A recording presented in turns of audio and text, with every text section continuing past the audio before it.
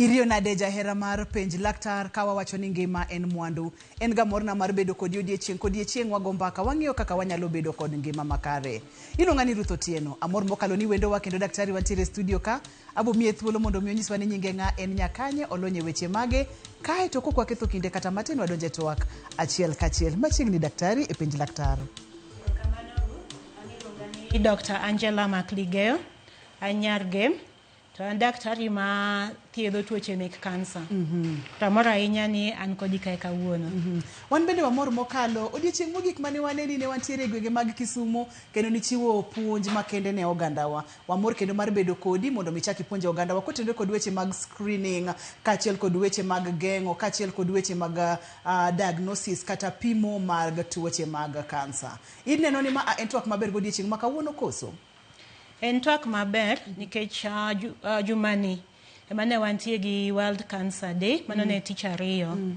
To ber ka nitie days makamago nikech tuo mar kansa pod ji oluoro. To ka wantie gi days kaka World Cancer Day to konyo mondo awareness obedi. Koro ji ng'eyo ni en aina tuo kaka tuoche moko, na kaka ng'ato nyalo yudo tuo mar sukari, ng'ato nyalo yudo tuo mar pressure. Kansa bende en tuo mana kaka tuoche moko, to nitie luoro mang'eny ahinya. Koro kwa wuoye wiye to konyo mondo ji ong'e ni en tuo kaka tuoche moko. Manyalo mako ng'ata ng'ata, mano mokwongo. Mar ariyo, ng'ata ng'ata nyalo yudo kansa. Koro onge ng'at ma nyalo dak e pinyni manyalo wacho ni kansa ok nyal makogi. Kod bed ng'ama tin, nyathi, kod bed ng'ama duong', kod bed ng'ama rateng', bed ng'ama mzungu, ji te nyalo yudo tuo mar kansa. Koro onge ng'at ma wanyalo wacho ni kata sani Kenya kae pok gibedo gi watgi kata osiepgi ma pok oyudo kansa. Koro en tuo ma osemedore ahinya, koro ber ahinya ka wasiko kwa wuoye wiye mondo ji ong'i kode, mondo ji bende ong'e ni tuo ni ochalo nade, titime nade. Mano en Dr. Angela Macligeo, olony mokalo e weche mag thieth mag tuoche mag kansa. Samoro nyalo penjori ni to jumani en ang'o momiyo wasebedo kwa wuoyo ahinya kotenore kod weche mag tuo mar kansa. Mana kaka iwinjo daktari owacho, wadwa ni mondo watim awareness mondo mi ing'e ni ng'ata ng'ata nyalo game. To kopogore kod mano, nitiere kaka kapo nono tim screening, kapo nono yude chon, to mori nyalo thiedhe, kata bende nitiere gigo ma ng'ato nyalo timo mondo mi ogeng'e. Daktari kapok adhi mabor ahinya, nikech wantiere kod weche adek kawuono mwadwa ni mondo mi wawachi madongo adek. Adwa ni wachak kod screening. Koro kwacho gani cancer screening ji onego tim. Gima wawuoye wiye en pim ma ng'ato dwa ni mondo pim ka ok otuo. Koro ng'ata ng'ata ma pod ngima, onge gimoro amora misewinje dendi mamiyo nyalo weyo ni in gi tuo mar kansa, ema wacho ga nyalo dhi screening. Ok ng'at ma already nitie gi ranyisi moro amora. Koro screening itimo ne ng'at ma onge gi ranyisi moro amora mar tuo. To ng'enyne wawacho ga ni jok ma onego dhi, ok ji te monego bed ni timo negi screening. Jok ma timo screening gin jok ma maybe ka kuom anyuola ni nitie jok ma oseyudo kansa, kata ng'at achiel kata gin ji moingo ng'at achiel. Onego bed ni iparo e wiyi ni nyalo bedo ni onego itim screening. Mar ariyo, nitie ga kuom kansa ka kansa nitie higa ma ka ng'ato chopo. To iyudo ni koro kansa nyalo yude mayot. Kaka wach ni kansa mar thuno, wacho ga ni ka ng'ato osechopo higni 50, to onego chak timo screening. Kata ka onge ng'ata ng'ata e familia, kata e anyuola gi manitie gi kansa mar thuno. Kansa mar nyimbich, sani wacho ni kichopo higni 45 to onego ichak timo screening. Mano ionge gi ranyisi moro amora, onge ng'ata ng'ata kata e anyuola ni moseyudo. Koro magi gina pim ma ng'ato pimo mondo kapo ni kansa nyalo biro kuome, to pim go konyo mondo oyud tuono kapok ochopo e level manyalo wacho ni mabor ahinya. Kata kapok olokre kansa, nitie ga gima luongo ni precancerous lesions kata swellings. Koro gin gin kuonde mokuot mapok obedo kansa lakini kowegi to ginyalo lokre kansa. Koro mage ma wapimo to basi thiedho gi sano mondo mbele kucho ki gilokre kansa. Koro mane screening. Onge tuo mi ng'ato winjo lakini ko pime tinyalo yud gimoro ma kowe to mbele kanyo nyalo lokore kansa. Kani wachako chenro Dr. Makliego ni wacho kacha ni thothne joluoro tuo mar kansa. In kaka laktar mathiedho tuo ni ang'o momi pani pontiere luoro mang'eny kotenore kod tuo ni makata ka ponono ni ng'ato entiere kod wedene kata jogo ma entiere godo machiegni ma onose yud kod tuo mar kansa to enena gi pek luoro mane mantiere ga kotenore kod tuo ni in kaka laktar? Luoro manitie en nikech acho ni mbaka ma ji osegoyo ewi kansa. Koro ng'eny ji wacho ga ni ka intie gi kansa to idhi tho. Koro ji oluor kata timo screening no temo chako pim chon ji oluor nikech iwe ni kiyude to mano nyiso ni idhi tho okinyal dak kode bo okinyal thiedhe. Aparo ni wanimo kelo ga luoro mang'eny ahinya nikech kawache gi kizungu to ji wacho ga ni cancer is equals to death. To sani watemo kelo awareness no mondo ji ong'e ni kansa inyalo thiedh. To kansa bende nitie jok mosethiedh mosechango. Mabe boda kadaka ngimagi ma kata ka gimoro kawogi to en tuo moro mok en kansa. To koro lack of information ji onge gi ng'eyo moro amora ewi kansa. Koro mbaka ma giwinjo ma ji wachogo ma wacho gik moko maricho ewi kansa ema miyo ji luor ahinya. Mbaka moko bende nitie kanyo mabe ok gin mar adier ni ka in gi kansa to ng'ato iri kata ka in gi kansa tinyalo miyo ng'at machielo. Koro miyo jomoko be oluor kata bedo kanyakla gi ng'at moseyud gi kansa. To kansa ok en tuo malandore kuom ng'ato ka ng'ato. Kaka nawacho ni en na tuo kaka sukari, tuo kaka pressure madonge i ng'ato ma ok nyal miyo ng'at moro kendo. To koyude chon kapok olokre kansa kata chon kakore kochakre ne stage 1 ne stage 2 tinyalo thiedhe mochangi. Kata stage 3 sani nitie ji mang'eny mithiedho machangi. To luoro no miyo koro ji budho kode ahinya ma chopo koro kamok nyal thiedhe malong'o. Seche ma wacho screening daktari pimonwa kidieny mag jogo ma onego beni dhi screening iwacho kache ni kaponono ni isechopo higni 45 kata higni 40 to screening mar nyimbich onego bed ni timo kinde ka kinde kaka joma mine kichopo higni 50 kanyo ber kichako timo screening mar thuno weche mag dhod nyodo cervix onego bed ni timo uwacho nwaga ni pap smear ber higa ka higa karacha ahinya to tok higni 2 kata higni 3 to ber ka itime kaka joma chuo mar prostate. Mano onego bed ni timo bang' thuolo marom nade ka thuolo marom nade? Koro mar prostate bende wacho ga ni kisechopo higni 45 to nego idhi ne daktari mondo owuo kodi kaka ipimo mar prostate no. To en bende wacho ga ni kinyalo pime higa ka higa to mano bende ber. Moro imul nu amula matin kaka screening mar kansa mar prostate itimo nikech jomoko wacho ga ni en ga intrusive en ga moro ma ontiere kaka oko timre ga mayot ahinya. Inyalo pimo nwa mana matin kaeto wang'iane mar nyimbich kaka inyalo tim kata kaka itimo mondo mi oganda wa ung'e ni seche mowacho ni screening onego bed ni magi ma ema kidhi od thieth titimo ni ka ber to higa ka higa ber kitimo ni screening. Daktari anyalo wacho ni Kenya to nitie cancers 5 ma ng'ato nyalo timo screening nikech gibudho. King'iyo ndalo ma kansa no chakore nyaka chieng' moro bed kansa makelo ne ng'ato tuo tinyalo ni kata nitie higni 10, 15, 20 ma inyalo timni screening mayude. Koro kuom cancers 5 go anyalo chako gi mar prostate mabe kaka nawacho ni ka ng'ato osechopo higni 45 to nego chak timo screening. To mayot kabisa mok kaw pesa ema joma chuo luoro nikech dwaro ga ni ng'ama pime koro tiyo gi lwete to kete yo mar losruok to mulo prostate no nikech prostate no chiegni gi yo mar losruok. Koro nyalo keto lweti mipim mine ka nitie kuot moro amora kanyo ma nyalo bedo ni en tuo mar kansa nikech nitie kaka ka kuot mok cancerous to ng'ato nyalo ng'eyo to kuot ma cancerous bende ipime mopogore iwinje mopogore koro mane mayot to kawo pesa moro amora ma ka ng'ato onge gi pesa to pod onyalo bedo jachir to dhi ir daktari to pimo ne mano.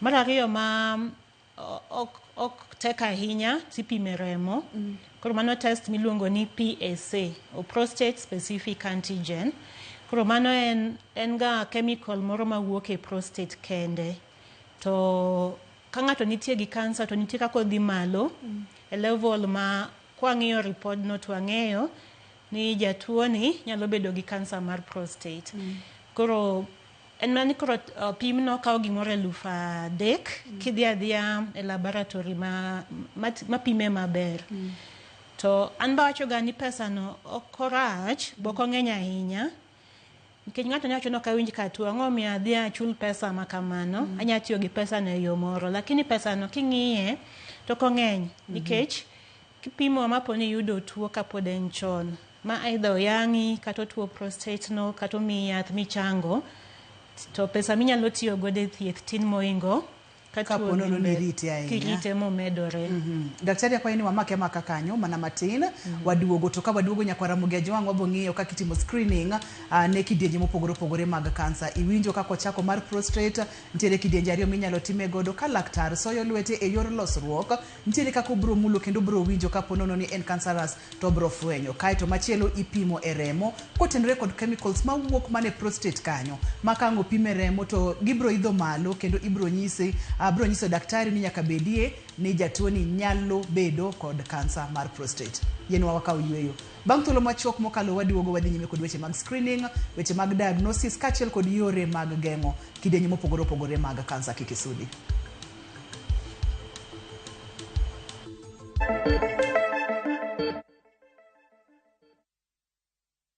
Discover faith, history, and culture with View Travel's Uganda Martyrs Journey from 1st to 4th June 2025. A journey of learning, reflection, and spiritual enrichment. Walk the Martyrs Trail, visit sacred cathedrals, experience Pilgrim Day at Namugongo Shrine, and explore vibrant Kampala. Starting from $925 per person sharing, tailored just for you. With View Travel, pilgrimage yako iko sorted. Book now and lipa pole pole. Visit viewtravel.com or call and WhatsApp 0703 254 254. View Travel.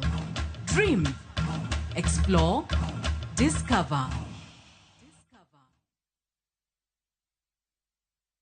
Royal Mabati Factory Limited. Kar nyiepo ni achiel kende machopo ni dwachi duto te magoyo witado mong'ith. Yud ber mag chudo ma mos kata lipa pole pole plan. Ka ichulo atamalo 40 kende to iyudo ma olosi odiochieng' onogo. Kabende chak iga manyien mar 2025 gi offers magwa modhuro. Bende wakelo ni nono maonge chudo kamora mora ma intie ipachoka nyaka e dhot. Yuanwa tol e 0722 838 kata inyalo timo order mari kokalo mbui marwa ma en www.royalmabati.com. Chike kod weche mantie nyaka lu.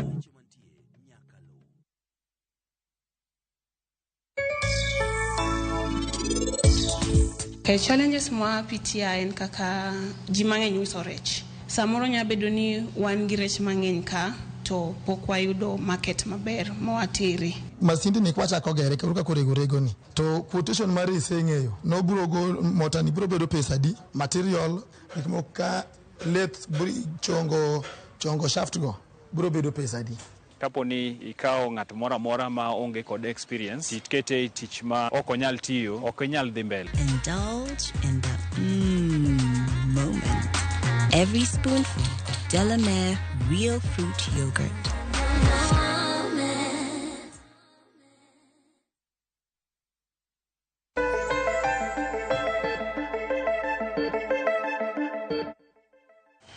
Machiegni kendo penj laktar kokalera Ramogi TV ngima en mwandu. Wadwa ni mondo mi oganda kik bed kod luoro kendo watemo mondo mi oganda odhi screening kata timo nonro mopogore opogore mondo mi po nono ni ng'ato nyalo bedo kod kidieny mora mora kuom cancers abich mane daktari owacho cha to mondo mi ofwenye chon. Opimonwa ni ka po nono ofwenye chon to moro thiedhe nyalo bedo ma ok pek ahinya kata nitiere thuolo ma ni ng'ato bende nyalo chango. Kane wapo kwa dhi e yweyo ne wang'iyo kacha kidieny mar kansa mar prostate omako joma chuo. Thothne ka po nono ni sechopo higni 50 kaka daktari owacho ka in ng'ama dichuo tema tek idhi ir laktar dichiel e higa mondo mi otimni screening. Nopimonwa kacha ni laktar biro so lwete e yor losruok to biro mulo obiro winjo ka kuot mora mora nitiere manyiso ni prostate okuot kaka wanene picha daher mondo mi ine pichano kaeto wadhi nyime kod daktari gi kama ne waweye. Daktari kopogore kod picha ni mabende nyiso prostate kaka ne wacho ni nyalo pime bende remo. Wadhi nyime kod screening mag cancers abich mani pimonwa gi.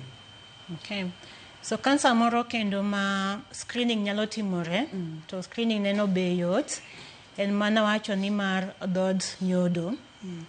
Kech cancer ng'eny ahinya Afrika, Kenya to kata korwa koni yo Nyanza ene cancer mang'eny moingo cancers te. To cancer ni bende nitie yore minyalo pime mar screening ni. Koro enok nyal pime gi lwedo nikech kapod eko chakore to kata kipime gi lweti wach ni soyo lwedo e yo mar nyuol ok nyal mulo miwinje. Koro nitie methods ma inyalo tigodo mayude. Achiel en miluongo ni HPV.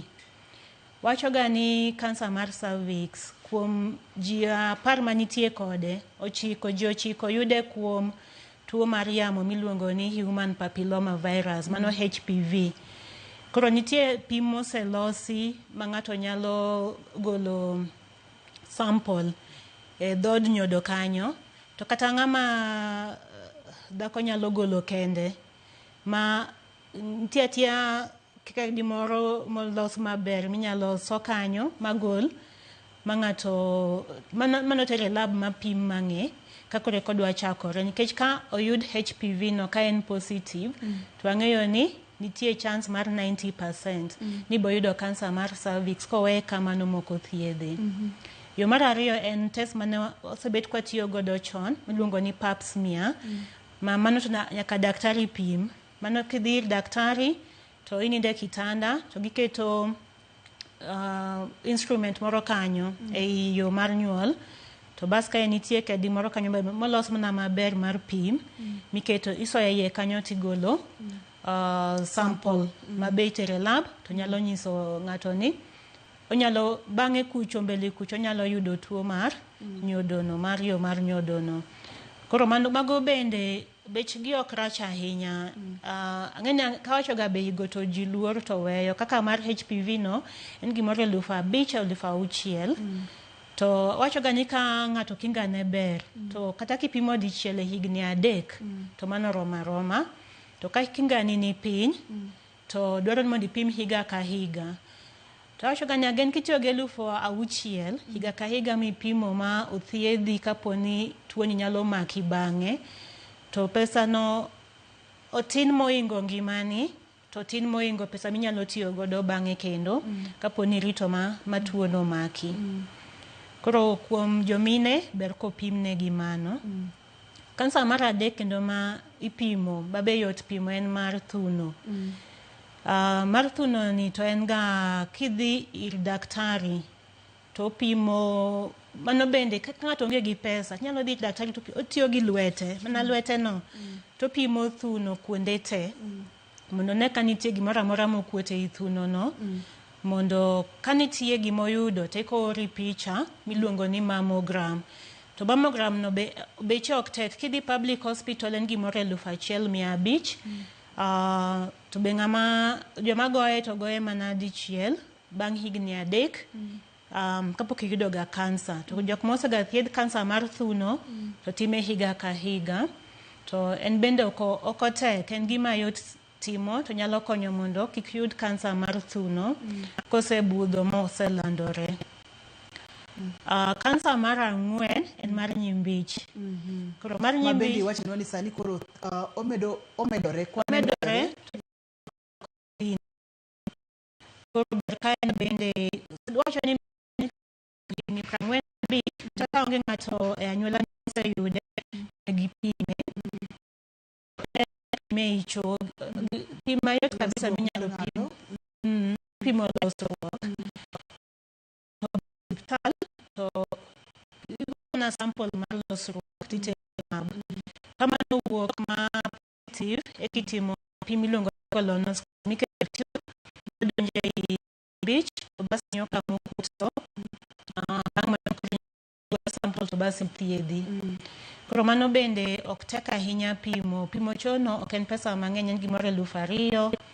Colonoscopy ni en gimoro anyalo wacho ni 20,000 to ok ni ji te nyaka gi colonoscopy en mana pim ni losruok moyudo ka nitie gimoro. Mar abich ben kansa ahinya ben mako joma tindo kendo koro en kansa mar yo mar chiemo. Waluonge ga ji mang'eny luonge ni en kansa mar duol, ng'eni duol to nitie gima loku to yo mar chiemo dhi nyaka e iku. Koro mano be osemedore ahinya, wanene mang'eny kabisa kuom ji nyaka kuom jok matindo ma kata pok ochopo higni 40. Koro mano to pime to ok yot, en be nyaka pime gi pim iluongo ni endoscopy ma bende dwaro pesa moro bende ma ok tin ahinya manyalo chopo gimoro 20,000. To kecho ng'eny sani ng'ata ma watne oseyudo tuono ber kopimgi. Koro abichgo ema kata Kenya kae serikal osewacho ni ber ka ji te otimnegi screening. Anyalo medo ni kansas abichgi gin ema ging'eny ahinya. King'iyo kansas ma biro higa ka higa 70% mek kansas go te gin abichgi. To ridi waneno ni gin kansas minyalo timne ng'ato screening mayudgi chon mageng'gi. Koro anyalo duoko kansa chien Kenya kae kwa screen abichgi kende. Wang'e weche mag diagnosis. Osetim screening, pichni gibro wuotho e screening Nyakwaramo Ajwang' mokwongo ma waneno kanyono en mar joma chuo ma bende daktar bro soyo lwete to mulo kapono nitiere kidieny mar kuot moro amora, wadendo kacha ni mano mar prostate. Mar ariyo ne daktari wacho kacha ni mar yor nyuol donge ma itimo kacha ma ikawo test ma bende HPV gi pap smear. Kaito mar adek ne wayudo kacha ni en mar thuno ma bende inyalo mulo thuno kaka ne wasebedo kwa wache chenro ni e jumani duto te. To bende daktari kaponono ni ochich inyalo teri mondo mi itim mammogram kaka waneno e pichano, kamano e kaka itime. Kaito wachonwa kacha ni machielo bende monego beni cheko en mano mar nyimbich. Mar nyimbich opimonwa kacha ni ipime kokalo e losruok. Daktari bro mana nyisi ni dhigo losruok matin titere lab tipimo. Kaito kaponono ni ichich tibro dhi itimo colonoscopy. Kaito mar yor chiemo bende ber ka itimo ne screening. Weche mag diagnosis daktari, nikech kosetim tests gi duto te kod daktari bro timo diagnosis. O kamano mulnwa kamana matin. Koro nawacho ni screening itimo ne jok ma onge gima giwinje dendgi. Koro watemo mako kansa no kapok olokre ka nitie kuot moro matin ma pok olokre kansa. To diagnosis ma temo puonjo mondo ji ong'iga kaka nyalo timo en manyalo wacho ni en early diagnosis. Seche ma koro kiwinjo ranyisi moko to poko medore, tuono pod tine kochakore, poko bedo tuo moro manyalo chendo. Nikech stage no ema ng'eny ji ok dhiga osiptal. Kata ka gidhi osiptal to ithiedho malaria, ithiedho typhoid, ithiedho brucellosis. To kata ka gigo korumo, ranyisi go korumo, tiyudo ni ng'ato koro dokadoko obet dala nikech nonyise ni onge gimoro malich. Koro achoga ni gima duong' kabisa en ni mondo ji ong'e ni ranyisi mage matindo tindo ma kagiwinjo to konego giling' aling'a kata girita ahinya, nikech ine minyalo wuok midhi osiptal ma timni pim kiwinjo ka gimoro rach e dendi. Koro anyalo wacho gi achiel matin kaka kansa mar yo mar chiemo miluongo ni esophageal cancer. Waluonge ni kansa mar duol. Ng'eny ji gima giwinjo ga en ulcers kata leny mosiko ma ithiedho ng'ato mwanya yadh acid higni gi higni, to onego bed ga ni ka en acid kende maonge gimoro malich kanyo to chango. Koro ng'ato ka ng'ato bedo gi tuo mar lenyno to ithiedhe to ok rum, ber ko maybe owe kata osiptal no, owe kata daktari no odhi ong'i second opinion ni be nyalo bedo ni nitie gimoro kendo moingo kanyo. Kansa mar ariyo manyalo wacho kendo ni ng'ato nyalo ng'iyo en mar thuno. Koro thuno ng'enyne kata ka pok okuot, seche moko inyalo neno ka nitie lokruok moro e pien. Seche moko nyalo bedo makwar, seche moko inyalo neno ka nitie, anyalo wacho ni otek. Ochal pot machunga. Kaka pot machunga, kanyo konya. Seche moko inyalo yudo ka nitie chilo moro mawuok, e nipple kata remo. To seche moko bende inyalo yudo ka nitie nyarung'rung mokuot e yuoth ng'ato. Koro ka ng'ato neno gigo, to kata idhi osiptal monyisi ni wasego picha onge gima waneno, to gigo medore, to ber kidhi again iweyo osiptal kuma isedhiye ma maybe ok iyudo konyruok no, imanyo opinion moro mar daktari mopogore kata osiptal mopogore. Ranyisi moro kendo mabiro chon en kansa mar prostate. Kech madhi ga mbele higni gi higni, kech o affect yo mar layo. Koro iyudo ni kach kochakore to ka ng'ato olo pi to ok ol gi owuok ma mos moingo kaka owuok gi pressure kaka owuok ga. To seche moko inyalo yudo ka odinore matin. Bas awacho ga ni joma chuo tek mondo giyud infection mar yo mar lach. Koro ka ng'ato osiko ka yudo nyaka ka infection mabiro ga ni winjo rem seche miolo pi kata lach no dum, tithiedho to ok rum. Again ok ber ka ng'ato rito ni obodhi osiptal ka koro gik moko osemedore. Mar yo mar colon, mar nyimbich, to gima timore ga ng'enyne ni remo dok chien. Nikech nyimbich kanyo, kokuot, tiyudo ni nitie bleeding moro madhi ga mbele mos. Koro ng'ato yudo ka higni mang'eny remo dok piny. Koro kopim ga to remo ni piny. Kopimi remo to rembi ni piny, be ber ka idhi manyo konyruok moingo kumipimie no. Seche moko to gin gik moko mok inyal ng'eyo. Maybe iyudo ka losruok tek, seche moko idiewo, seche moko irami. To bago nyalo timo ng'ato mok en kansa. To kobudho, acho ka ni ka gigo budho ok girum ithiedho gi, age nyaka idhi many konyruok. Bas koro yo mar nyodo no, to en ga ni remo wuok. Seche moko en ng'at ma koro ne rembe oserumo, period no osega rumo, tiyudo ni remo koro chako chwer. Ka nyako matin, to chwer moingo kako chwer ga manormal. Koro mano be nyaka idhi adhiya mondo timni pim. Koro tuoche gi te gin gi pim mopogore opogore. Koro kidhi ir daktari to laktar nyalo advise pim ma koro nyalo pimo kuom gi te mondo koro ong'ere ni nitie tuo.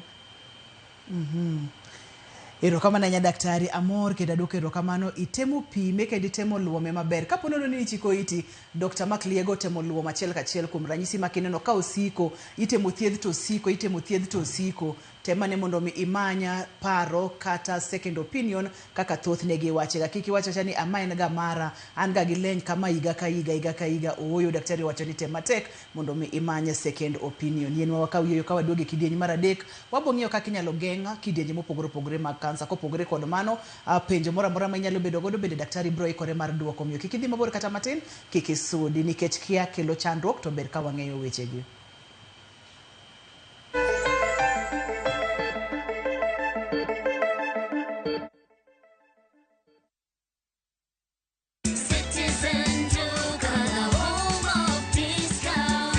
This Valentine's month, show your love with a special gift from Citizen Duca and Quickmart. Our Valentine's Day hamper is filled with thoughtful treats. 80 grams chocolate at 199 shillings, 200 grams drinking chocolate at 199 shillings, 1 twin pack sanitary towel at 99 shillings, and 1 pack of pocket tissue at 15 shillings. Simply dial *487*5#. Choose your Valentine package, pay, and pick up at your nearest Quickmart. Citizen Duca, your home of discounts. Duka, the home of discounts.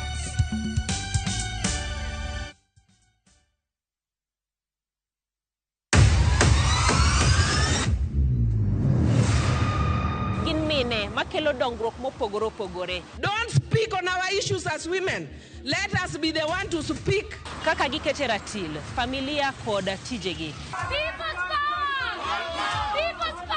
Magitimo gisiso kod lony. As the woman representative of Homa Bay County, this nation is hungry and there is no question about it. Minegi nietelo. Gijiwo kendo gikelo lony mopogore opogore. Mentorship en gimoro ma important kabisa. Mano konyo ji kendo miyo ji bet gi positive attitude. Gimiyo lony margi kanyakla kod yudo duoko ne chandruoge duto magikale. We want leaders to be fair to the nation. To emine wacho sigand miyo kamiyo ogen. Mine wacho ngeso ka ngeso kod jailieta.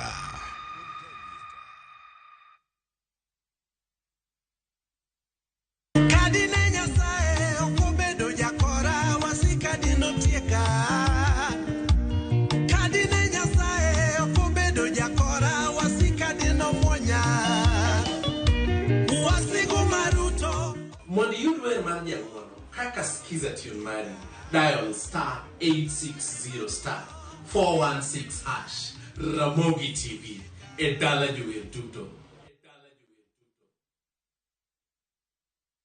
Let the day perish wherein I was born. Every story is different. Some stories you find in the headlines, some come from the heart, but every story is worth hearing. Viusasa brings you Murder at Got Alila.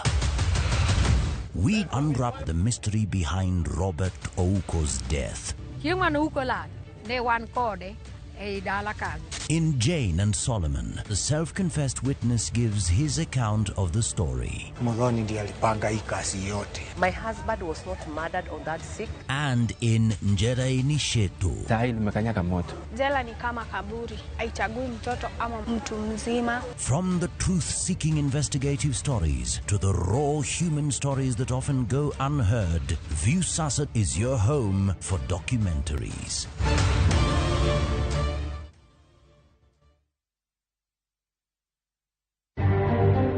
The major challenge that we continue to grapple with is how to bridge a funding shortfall of 48%, which affects essential service delivery such as construction. Doho oyangoni nok mar sir maromenda kelo chochni e chendo margi mar yalo buche. Hakuna kitu ingine ninataka. Ni mtoto yangu tu nataka haki yake itendeke. Mimi mwenyewe niliona na macho yangu KWS wakichukua mtoto wangu wakirusha kwa gari. Siepe koda nyuola mag Brian Odhiambo ngur tok dogo lo KWS el Almare. Ene nitiere pek nikech ne gionge gi junior secondary school. Koro ne nyithindo gi kidhi e neighboring school machiegni en kaka Bwanda Primary. Jokanyo e skund Kasang'any piny owacho mondo konygi tayo chenro mag JSS makor ka chakore e skundno.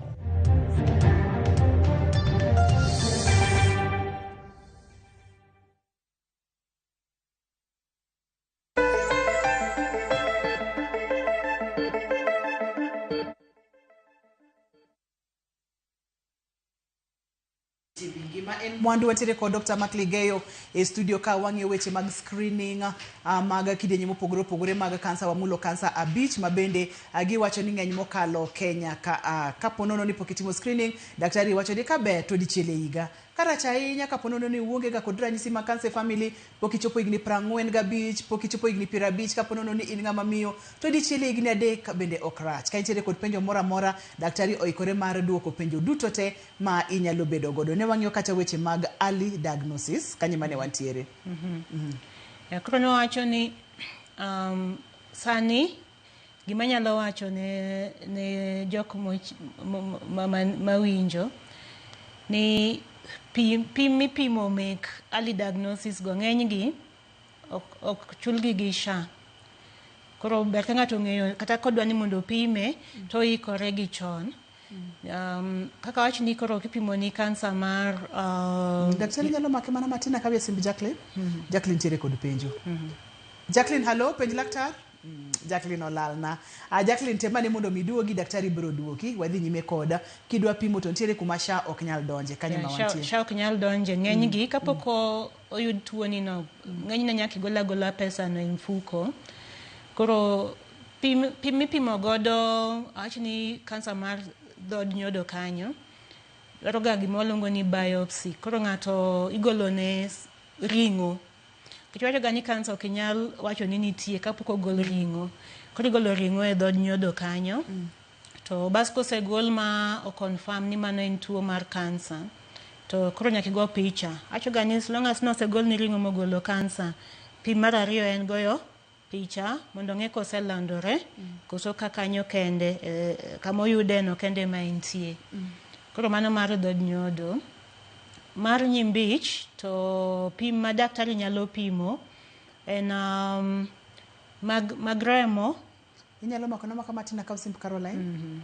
Caroline, hello, penj laktar? Penjo daktari ni nakoso dhi e period dweche adek kae kendo dwe mar ang'wen achako dhi e period. Nitie shida? Ija higni adi? Caroline, nitiere kodi higni adi? Ha?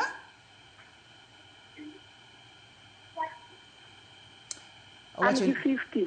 En gi higni 50. Koro ok anyal wacho ni en gima normal nikech achoga ni ng'ato ka ng'ato ma dhako dhi e periods dwe ka dwe. Koro ka nitie ga lokruok moro e cycle no to nitie shida. Lakini wang'eyo ga kendo ni ka ng'ato osechopo higni 45 kadhi mbele to story mar menopause nyalo donjo. To higa mokwongo ka ng'ato periods ne pok orumo kabisa, nyalo yudo ni gibiro, gilal, kichako gibiro, gilal. Koro mar Caroline nyalo bedo ni maybe en period mar donje menopause. Koro higa mokwongo no nyalo timore kamano. Tacho ga ni mondo koro ng'ere maber kabisa, pod ber ga kidhi mineno gynecologist mari, mondo ipimne kaka higa no osedhi kodi, mondo onyisi kanitie pim moro manyalo medore ewi wach miwacho no. Yana kawe simp Perez. Perez, hello, penj laktar? Hello, penj laktar. An gi swali. Ba wacho ni na nyuol 3 years ago. Koro development mar tunda mane rama sana. Koro nayudo yath moko. Koro bang'e natin yuota bende nobiro mokuot. Ang'o mokuot? Yuota. Bende nokuot koro chako gi yuota kodi.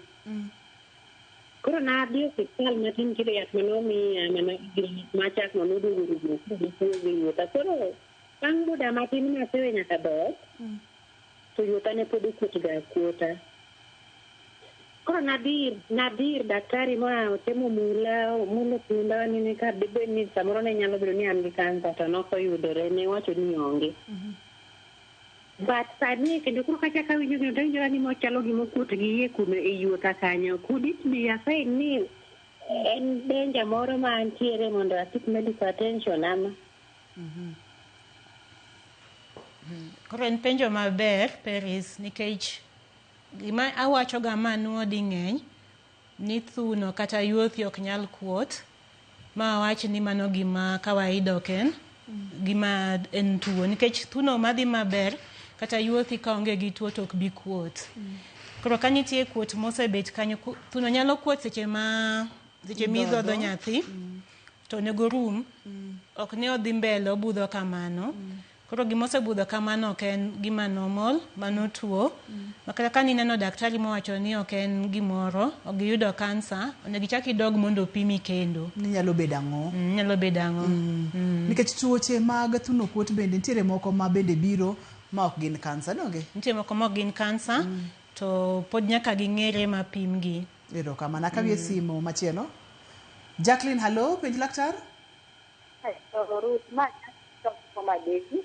Machiegni. Awinjo tendi. Neno kikelonwa chakre wigi. Ting' duondi malo mana matin mondo wawinji maler. Awacho ni ago erokamano Ruto. Ini ricordo maber aneno kite dakteche mapuonjo mag kansa nikech adiri kansa osebedo mang'eny to ji oluore. Koro awinjo ka daktari wacho wach maber kanyo kabisa ni kidhi chon tithiedhe. Aseneno dawa moro nodhi ne dakteche moko biro e gweng' kar kae ni timo kansa nono. To ka opime to noyudo ni en gi kansa mar ofuku to noyudo kaka okachakore. Adieri makende daktari no koriambo kansa koyudi chon to kendo itiyo gi pesa matis mana kaka daktari no wacho. Ka noseyude ka en gi kansa machakore to nodhi ga Homa Bay to nawinjo kowacho ni wang'one. Ing'eni sama nodhi manoyudo ka kansa tis machakore ni ing'eni otiatia tijege kendo ok inyal ng'e ni en gi kansa kokonyisi. Homa Bay to dhi bang' dwe ka dwe. Ming'eni nothiedhe Ruth mochango maonge infection moro amora ma en godo sani osetieko higni 4. Mar ariyo, gima temo ji ni ji kik luor kansa, nikech ji wacho ni en juok. Aseneno ng'ama odhi osiptal mothiedhi piyo kaka dawano, to aseneno kendo ng'ama odhi late ma gikone ni kansa no nonege mar ofuku. Koro an ajiwa ni ji kowinjo ipimo ji kata sama dakteche wuok ga nipimo ga ji nono ji omed dhi. Aya, ng'ato ka nigi pesa siling 3,000 tin, inyalo wuok awuoka tidhiye. Kaka nitie moro na okani kata en tuo ma hinyo ji, tadhiye pim kama ka mondo mi okonya chon. Koro chako chon ber, lodhi akajiwaga. To moloyo ago erokamano Ruth, imora mang'eny. Kendo ni ahero kendo ok adwar ga nalewne kata matin. Ok adwar ga fedha ni gima timo no bedi kama kane kendo ni imora kendo idhi kodo maber. Ako gaero maliki ikelo dakteche man gi lony mamalo. Ok dakteche man gi lony mapiny. Ago erokamano maduong'. Erokamano ahinya Jacqueline. Jacqueline en janeno ni kapo nono noyude chon tinyalo thiedhi kendo ng'ato nyalo chango. Ji oluoro screening, samoro lakteche biro e gweng' mondo otim screening nono, ojiwo mana ni kik ji luor. Erokamano ahinya, wamor kendo wadwoko ni erokamano makende. Bentiere yore mopogore opogore minyalo geng'o kidienje mag kansa gi Dr. Mark Liego? So nitie yore moko ma ng'ato nyalo geng'o. Moro ma diher medo kapok wadonjo e weche mag geng'o? Wawe mag geng'o nikech mar pim ting'eni ng'enyne kidhi mineno daktari to opimoni yore minyalo pimi godo. Koro mano kata kok watieke to onge rach. Lakini geng'o to en gimoro kaka screening ma ng'ato nyalo timo gik moko e dende makonyo mondo kansa kik make. Kendo gima wacho ga maber mondo ji owinji ni kansa ok bi gi onge gimoro achiel minyalo wacho ni medo risk mar kansa. Gin ga gik moko mang'eny ma timore ne ng'ato. To koro gin kanyakla kamano to gimiyo koro kansa nyalo biro.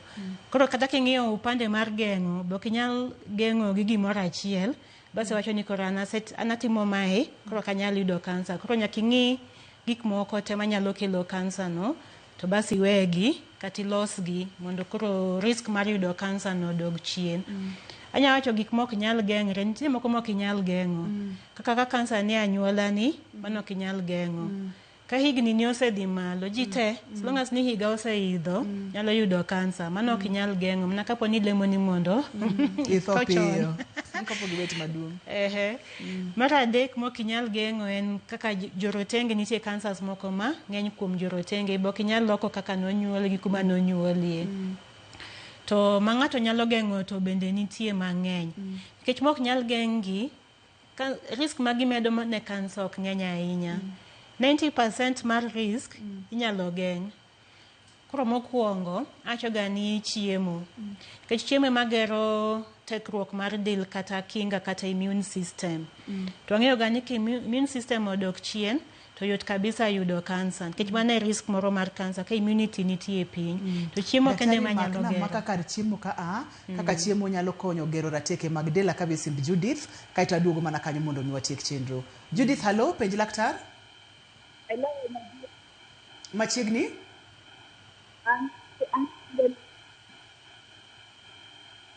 Judith? Ok anyal yudo Judith maber, hapa ni network. Wadhi e weche mag rateke mag del, chiemo makare. Koro chiemo makare ma ihakikisha ni chiemo michamo en balanced, to en chiemo maler, to bok ichame ma excess, bok ichame matin, ichame moromo. Koro awachoga ni mano, nitie ga saying moro mang'eyo e kizungu ni you are what you eat. What you eat. Koro en gima mar adier, nikech okonyo kabisa gero dendi mondo dendi obed motegno. Mar ariyo en bedo gi exercises. Tinde tije mang'eny mwatiyo ji obet abeta piny kachakre okinyi nyaka godhiambo nyaka otieno idhi nindo. Koro onge activity moro amora, onge exercise moro amora ma ng'ato timo. To exercise no kende osega yud ni ogeng'o cancers mang'eny. To kendo ka ng'ato nitie gi cancer tithiedho cancer kitimo exercise no to chances ni bodak higni aming'a mi survive cancer ni malo. Koro mano gimoro ma ng'ato nyalo timo kende ma be onge pesa moro ma dwarore mondo ibed active. Mar adek en kilo. Agena nyisoga ji ni nitie cancers karibu 20 mabiro ka kilo ni malo. Kaka mar thuno, mar nyodo, mar nyimbich, mar prostate, mar mikremo, mag ovary, ging'eny, mek gallbladder, mek liver, mek stomach. Koro ka kilo ni malo to cancers go medore. Koro keto kilo ni mondo bed moromo kalure gi BMI, gi bor mar ng'ato bende en gimoro ma ng'ato nyalo timo mayot. Mana by looking at kaka chiemo michamo to gi exercises mitimo. Ariyo moko kendo madhiga kanyakla en ka ng'ato ok nind moromo kata ka en gi stress. Gik moko ariyogo be duoko immunity chien, kinga mar ng'ato dok chien, kinindo matin kata kisiko mana gi stress gi anxiety mang'eny. Ok ber ahinya. Ok ber. Daktari, adwani mondo mwagol twagni kaa mondo mi watere oko kocha. Ponono ni ng'ato deher mondo mi otudre kodi, inyalo yudi kanye ka ponono ni nyalo miwa namba mar simu bende wanyalo duoko erokamano mokalo nikech thuolo mar studio emo maya wa ng'ato nitiere gik mang'eny madaher mondo mi imed puonjo gandawa. Koro atiyo Kisumu, hospital miluongo ni Fairmont Hospital, en abut Jaramogi Hospital. To clinic be an gatiye godo Nairobi Kai Coptic Hospital. To namba na mar simu en 0720 70 8840. Inyalo nuoyo no? 0720 70 8840. Erokamano ahinya Dr. Angela Makliego, aduoko ni erokamano ng'eni dich kendo ni amana Kisumo sabiro yudi Kisumo tisechopo ka mondo mi ikel chenro ni wa appreciate kendo waduoko erokamano makende. Ageno ni odiochieng' machielo ka waluongi tibo biro wamed go mbaka e chenro mar penj laktar. Kabisa. Mana kaka iwinjo no mano en Dr. Angela Makliego, en laktar molony e thiedho tuoche mopogore opogore mag kansa. Topic mane wantiere godo odiochieng' ma kawuono mulonwa kendo paronwa ni gin gik mwanyalo timo chon nikech ko yude chon to tiere thuolo mamalo mokalo ni inyalo thiedhe mochangi morum chuth. Okaw thuolo moa Kisumo saa 7 mochopo ka waduoko ne erokamano. Ne jogo picha mawa ma wantiere godo e studio erokamano mang'eny. Kamoting'o Ernest Gini, ne director na Lindsay, erokamano mathoth, ne director na ne producer na Perpetual Koth, erokamano mathoth. Maduong' moloyo ne in jahera mar chenro ni. Mana kaka wachoga pile pile ni kiko beda mbaka to in gimichamo watema kaka wanyalo to modong' wawene Nyasaye. Ani luonga ni Ruth Otieno, oriti masani.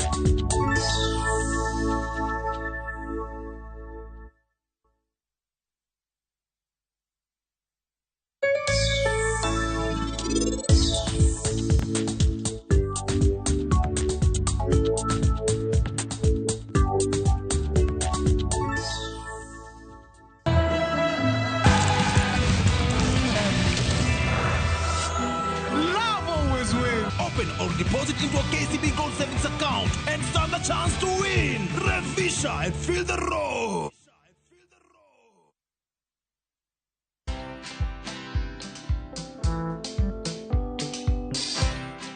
Mabrother, chekini story fulani la penjuzi mtani record manze. Lakini bro, kazi itakuwa tu ni kujaza simu na hizi mavida. Ai, kujinice tu kaka. Mwananchi gani huyo anarada medali ya pesa? Leta tenje ni kushow vile tutaomoka. Citizen Digital wako na platform fulani kwa site yao inaitwa Wananchi Reporting. Hapa unaweza tuma story yako kwa website yao ama kwa app yao ya Citizen Digital. Na kama hiyo process ni ngumu, unaweza tuma story kwa email yao, WhatsApp number ama uitumie kama SMS. Alafu gani napataje bro?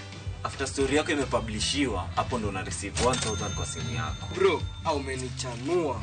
Don't just witness the news, be part of breaking it. Download the Citizen Digital app and share your story with Wananchi Reporting today. Citizen Digital.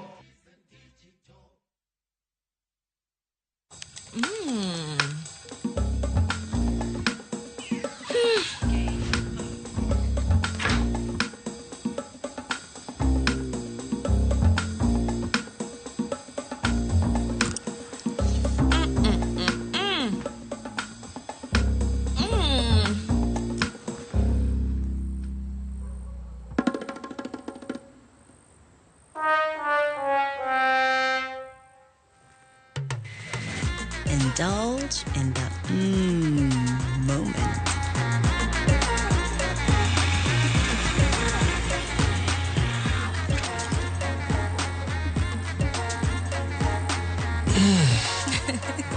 With every spoonful, Delamere Real Fruit Yogurt.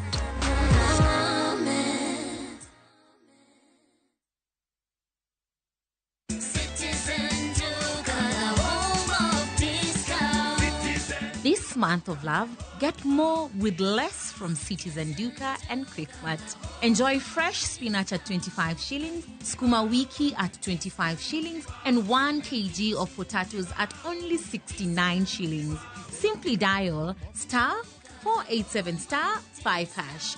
Choose your item, pay, and pick up at your nearest Quickmart. Citizen Duka, your home of discount. Duka, the home of discounts.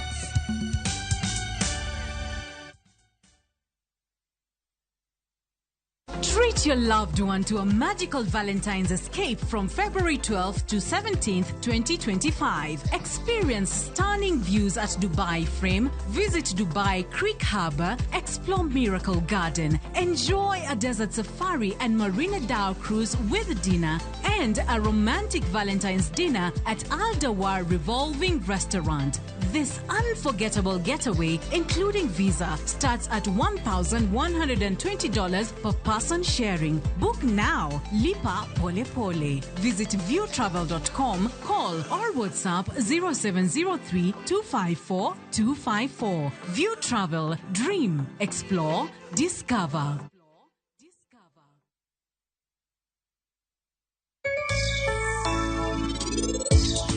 Mondo Raj gi Karan kik bed gi mor kai. Biro chuna ni mondo anakel kushikai.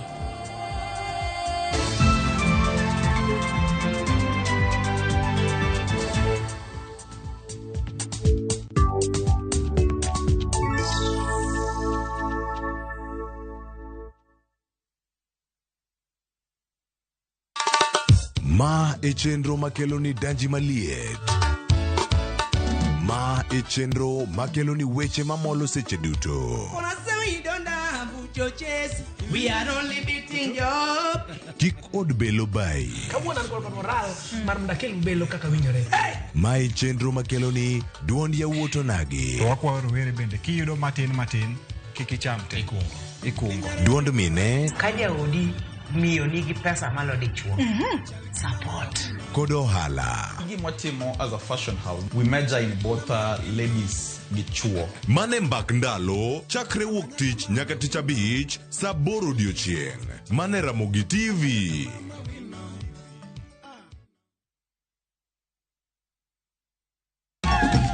Chakre kit ngima joluo machon. Amiya gwatani od jaoda maduong' mondo lo timena.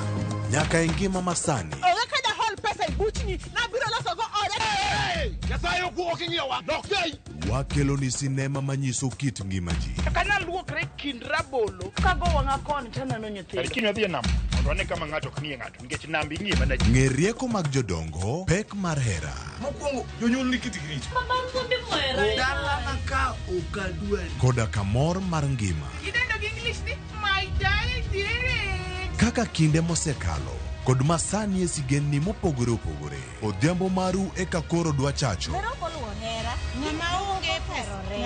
Wini sani ng'ama onge pesa itimo nade? Winam Cinema, Jumapil, saa 2:15 otieno kod saa 4 otieno. Kik bai.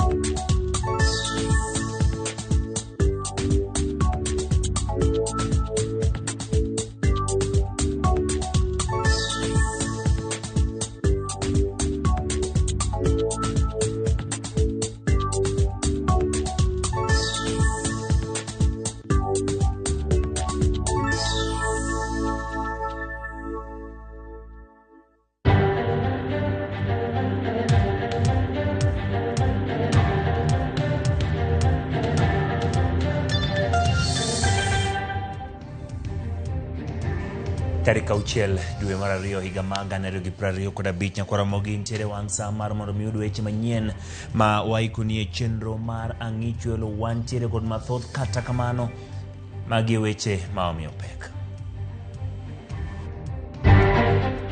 The major challenge that we continue to grapple with is how to bridge a funding shortfall of 48%, which affects essential service delivery such as construction. Doho oyango ni nok mar sir mar omenda kelo chochni e chendo margi mar yalo buche. Hakuna kitu ingine ninataka. Ni mtoto yangu tu nataka haki yake itendeke. Mimi mwenyewe niliona na macho yangu KWS wakichukua mtoto wangu wakirusha kwa gari. Sipe koda nyuola mag Brian Odhiambo ng'ur tok dogolo KWS elal mare. Ene nitiere pek nikech ne gionge gi junior secondary school. Koro ne nyithindo gi kidhi e neighboring school machiegni en kaka Bwanda Primary. Jokanyo e skund Kasang'any piny owacho mondo konygi tayo chenro mag JSS makorka chakore e skundno.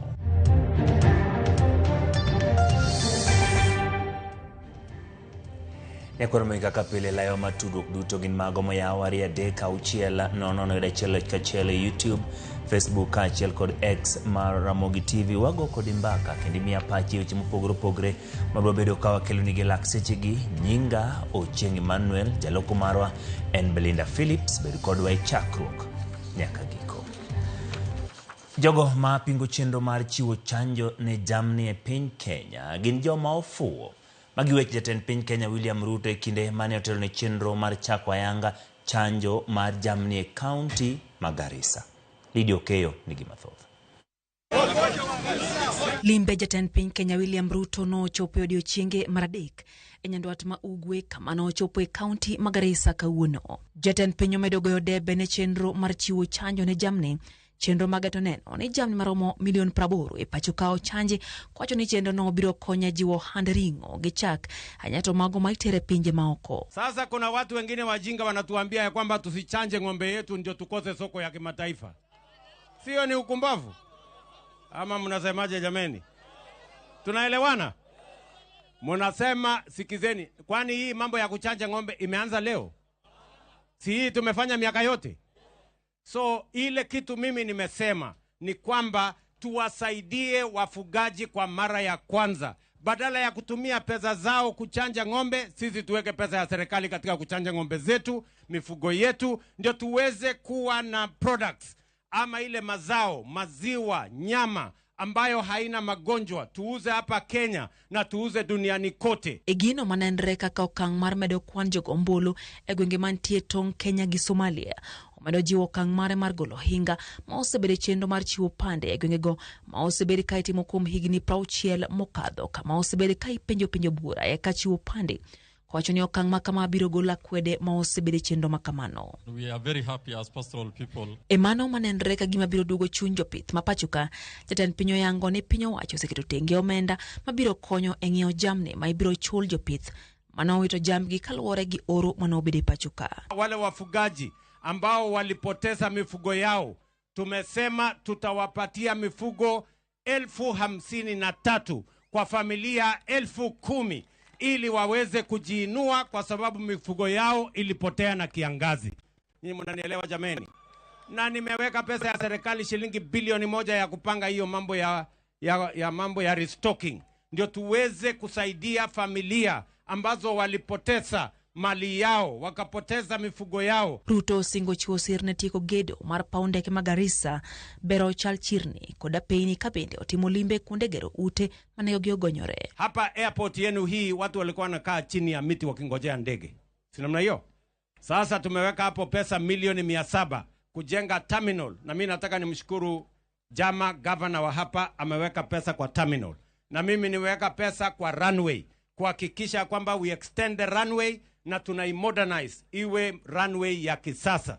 Ndio tuwe na daily flights kutoka hapa Garissa, watu waende Nairobi, tuendeleshe uchumi, tuendeleshe biashara, Kenya iweze kusonga mbele. Mimi naona watu wengine wanajaribu kusema president amesema ati vijana waende wafanye kazi kwa mjengo.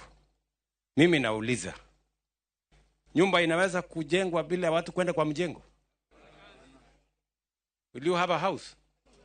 Na mtu akienda kusomea architect, ama aende asomee quantity surveyor, ama aende asomee electrician, ama aende asomee plumber, kuna mahali ingine atafanya kazi sio kwa mjengo?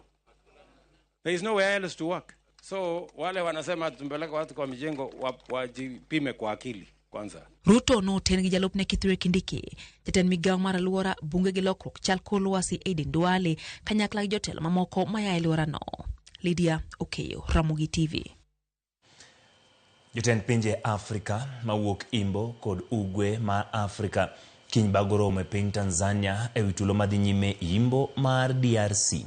Jatend piny machon Uhuru Kenyatta okone EAC kod SADC ne duoko mar kwe mar tulo magoma nyalo mana yudore e twak mane ochaki boma ma Nairobi mano tim Kenya kod Luanda e piny mar Angola. Walter Nyambaga miwa mathoth. Mana ka odong' seche to jotend pinje mag Afrika mawuok ugwe to kod milambo mag Afrika, EACC kod SADC bagoromo e boma maduong' ma Dar es Salaam e piny Tanzania romo midhi chwe kom kod jatend piny Kenya William Samoei Ruto to kod nyawadgi ma Zimbabwe Emerson Dumbunzo Mnangagwa.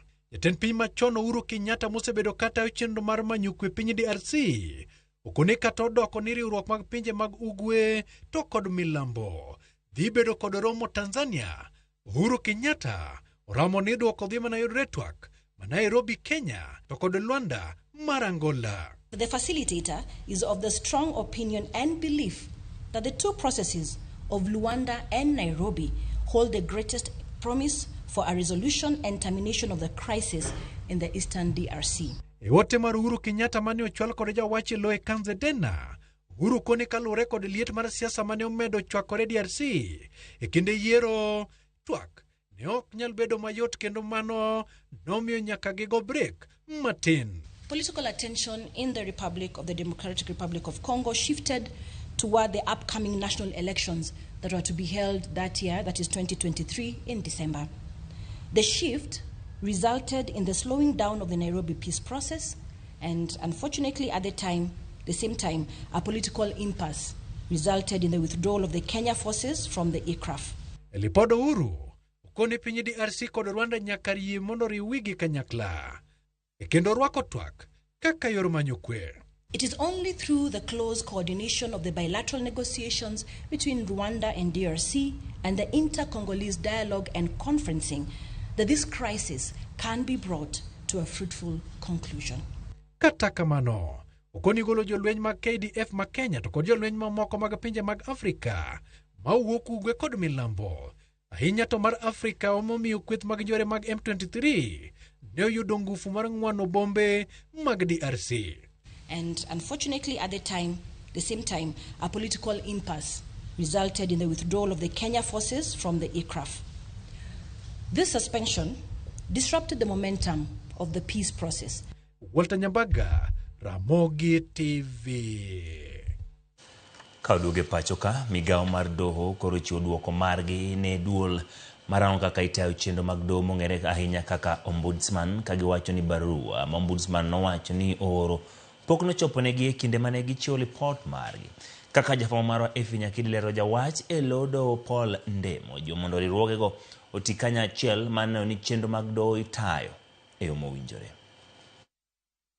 Odiochieng' achiel tok duol marango kaka itayo tije doho mong'ere ahinya kaka ombudsman chiwo lipot margi e wi chal mar buche mosechwal ne doho.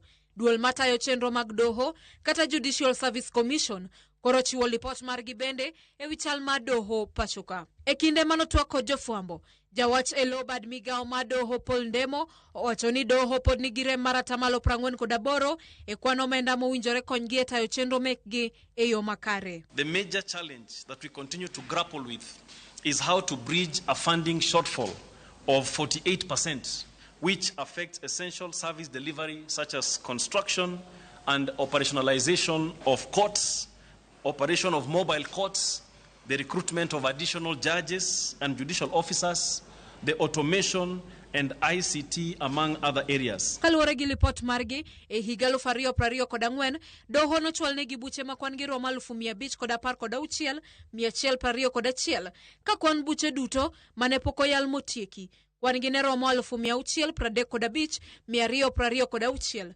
duto mowinjore yal kod jong'ad buche 207 mag doho mamalo. Ranyisi ni jang'ad bura ka jang'ad bura yalo buche 710.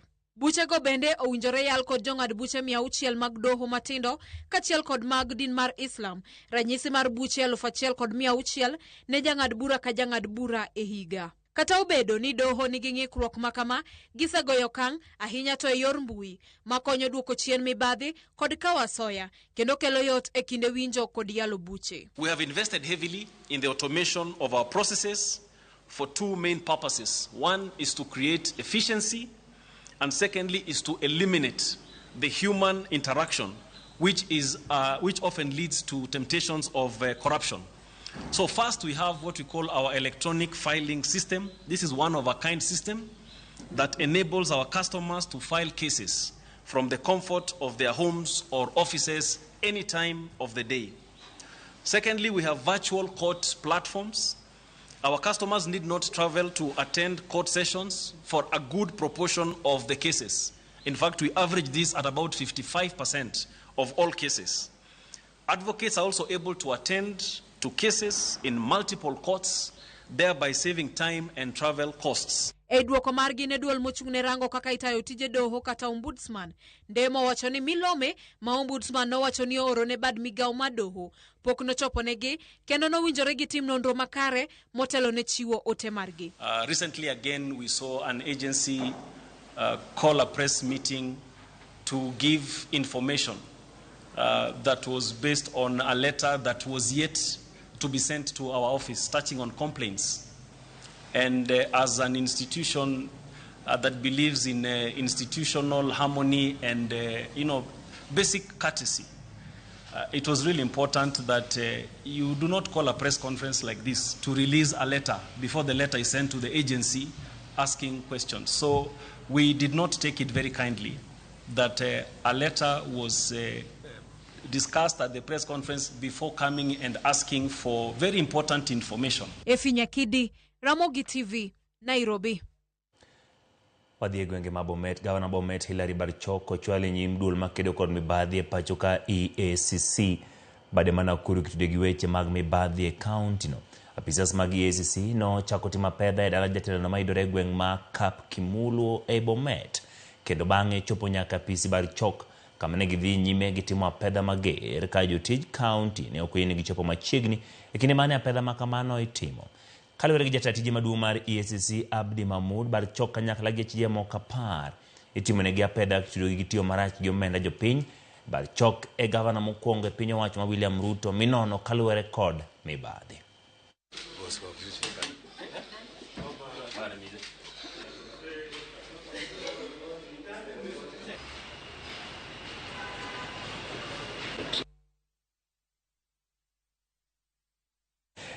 E kaunti ma Nakuru, do ma Nakuru wito oko bura ma jalupo Brian Odhiambo mawachore ni ne omaki kod apisas mag obila marito le mag bungu mag Lake Nakuru ma bang'e ne olal miru. Jang'ad bura Julius Nangea e kinde chiwo ng'eto mare wacho ni onge ranyisi moromo manyiso ni Brian ne ni kod apisas marito le mag bungu ma Lake Nakuru e kinde mane omake. Okinde mag anyuola mar Brian wacho ni ok gimor kod ng'eto mar doho. Brian Odhiambo oselal kuom ndalo 20 ka anyuola mare yogo ratiro mar yudo wuodgi mantiere kuma intiere. Cynthia Onyango ni kod ler mathoth. But they maintain that the subject is not in their custody. It boggles the mind how the subject will just disappear into thin air at Lake Nakuru National Park and fail to get back home. As the first and second respondents have, however, denied having the subject in their custody, and there being no sufficient evidence to the contrary, no further orders or directions will be issued in relation to the habeas corpus application. Let the prosecution process that is underway take its course. Ndalo 20 bang' lal mar Brian Odhiambo, ng'eto mar buche ne ochalo mana ka musmal maliet ma oguri adhola malit ne anyuonde. Bang' jang'ad bura Julius Nangea wacho ni onge ranyisi moro amora manyiso ni apisas marito le mag bungu ma Lake Nakuru ni kod Brian. Ka kuom mano, onge chik ma onyalo chiwo kendo e burano ni mondo apisas go chop Brian e doho kaka chik dwaro. Tielo machielo, miyo ni ma osebedo ka chopo e doho gi geno mar neno wuode ne oting'o ne nyathine makayo sweta kaka ne oting'o e kinde mokalo. Gichi wuode ma ogeno jaode ma wuon nyithinde. Mirimbgi ne omwomore kendo ne giywak malit ka gisayo mondo ng'ato ang'ata manigi Brian oduoke ne anyuonde. Ne osiepe, okinde, joked ne ratich oganda, anyuola kaachiel kod jodak ma Bondeni, Flamingo, Kivumbini kaachiel kod Manyani ne ochopo kar rombgi e winjo bura mar lal mar Brian e lwet apisa mag le. To kata kamano, lenda wangi to ne onyiso mirima mapek kaluwore kod ng'eto makamano. Hakuna kitu ingine ninataka. Ni mtoto yangu tu nataka haki yake itendeke. Mimi mwenyewe niliona na macho yangu KWS wakichukua mtoto wangu wakirusha kwa gari. Kwa nini wasinitolee mtoto wangu kwenye walipeleka? Kwa nini wanifanyie hivi? Hata hawa ni wazazi na wako na watoto kama huyu wangu tu. Kwa nini wanifanyie hivi?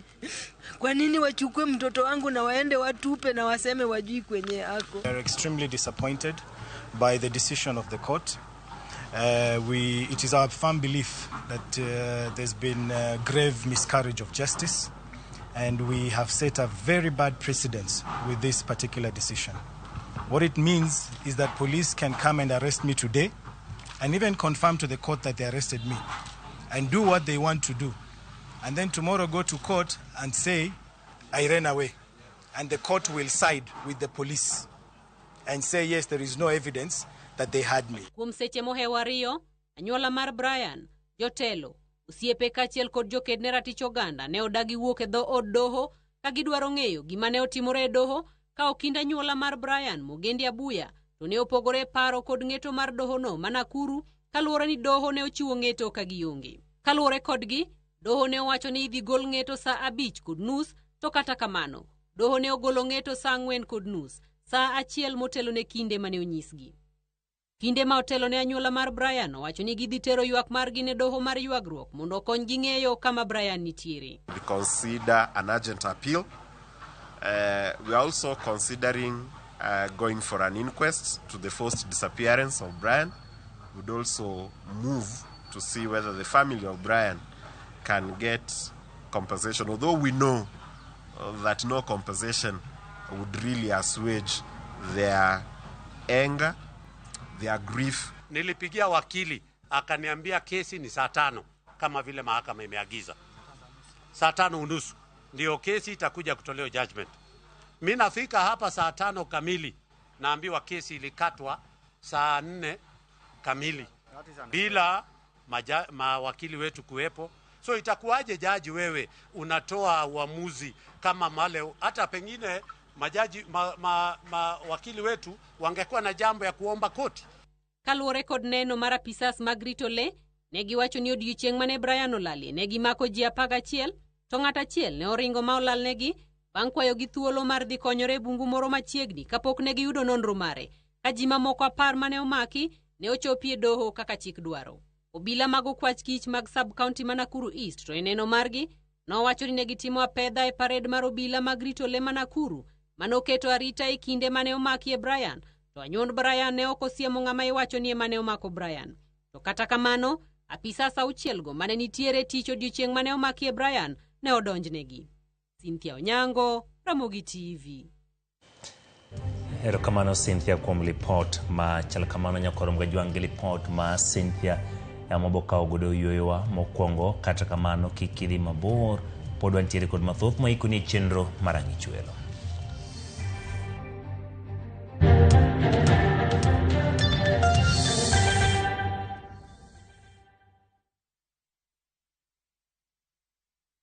How do you expect me to live without Tasha? It looks with all due. Viusasa brings you the most thrilling, emotional and inspiring dramas. Meet Monica, a beautiful young woman with big dreams and a burning desire to escape the ghetto she grew up in. Will the world she's trying to leave behind pull her back? In Ahadi, Hans, an orphan, returns home to face his late father's will. He's expecting money, but Hans lied. On Makanika, there's a talented musician who just needs one break. I have no time. Give him a chance. Will his music career survive, or will the streets take him back? You just have to work hard. These are the stories that will keep you hooked only on Viusasa.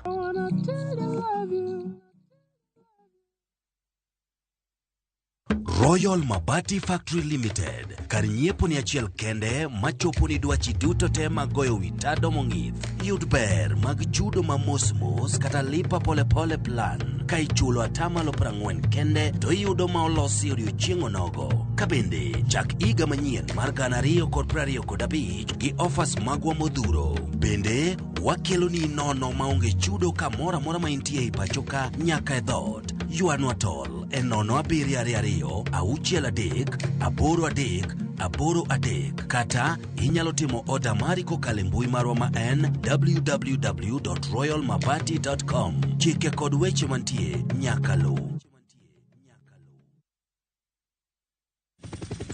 Kuwa Aviator Player of Love on Shabiki.com. Juu hii Feb, huku ni mapenzi tu ya roho na Aviator Game. Juu big wins and rewards zipo in seconds. Kubali i-give this season. Cheza Aviator and win thou hourly by hitting the highest multiplier of every hour between 9 a.m. to 6 p.m. It gets even better ukihit the highest multiplier of the week, kwani una win $500,000 and a chance to enjoy a lifetime opportunity of riding in a helicopter. This Valentine's kama mpoa wako hata give. Usitense. Shabiki ina give. Not for persons under the age of 18. Shabiki.com is authorized and regulated by BCLB 428.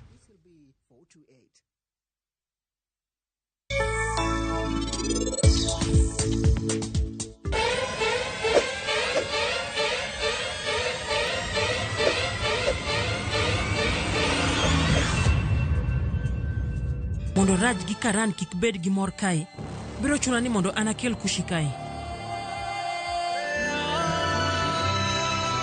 Please have a seat. Erokamano ahinya. Indulge in the moment with every spoonful of Delamere real fruit yogurt.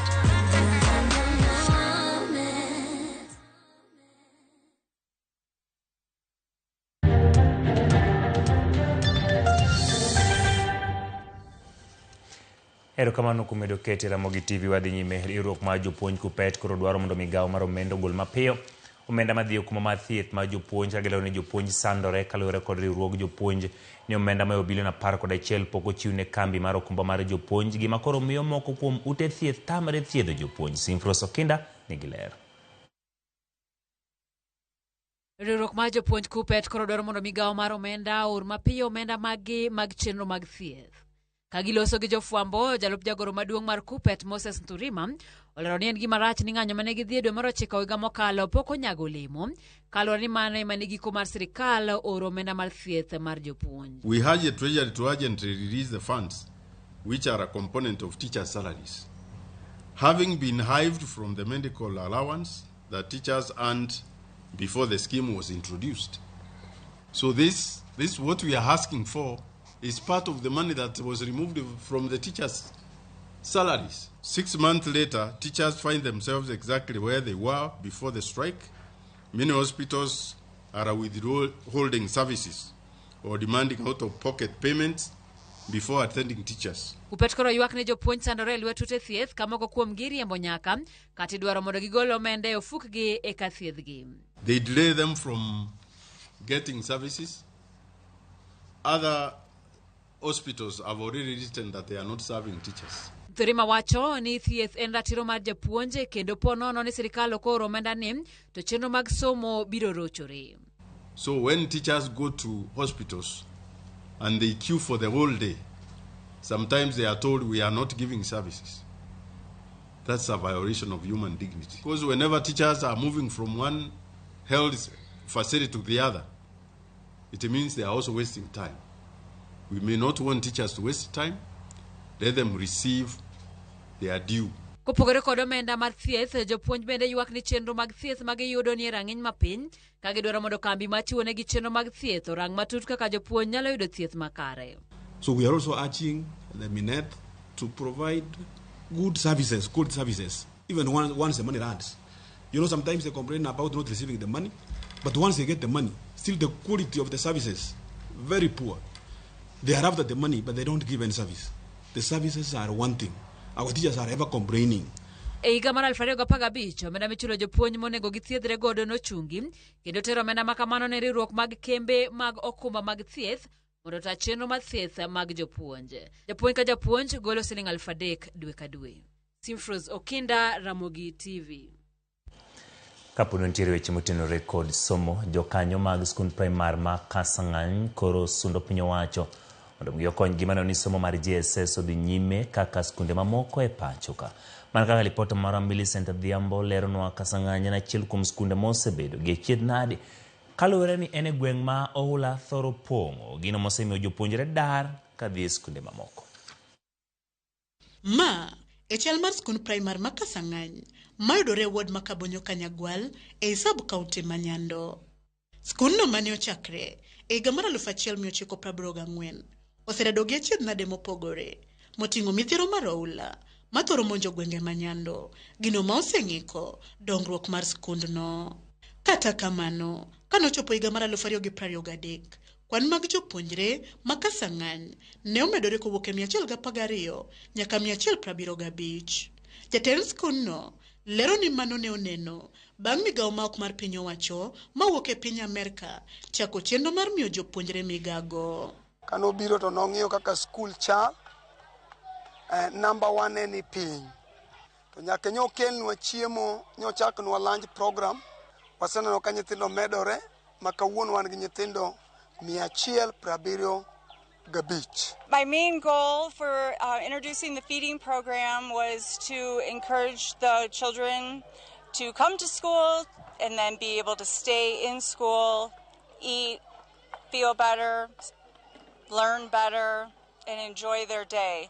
It not only helps the students, but also the teachers. So will continue to support this school as long as possible. Kata obedo ni lokruok makamago osemiyo Kasang'any, jatend skundno yango ni midhiero maka kod kacha to pod onyonore ahinya to eneno ni somo mar JSS odhi nyime kaka owinjore.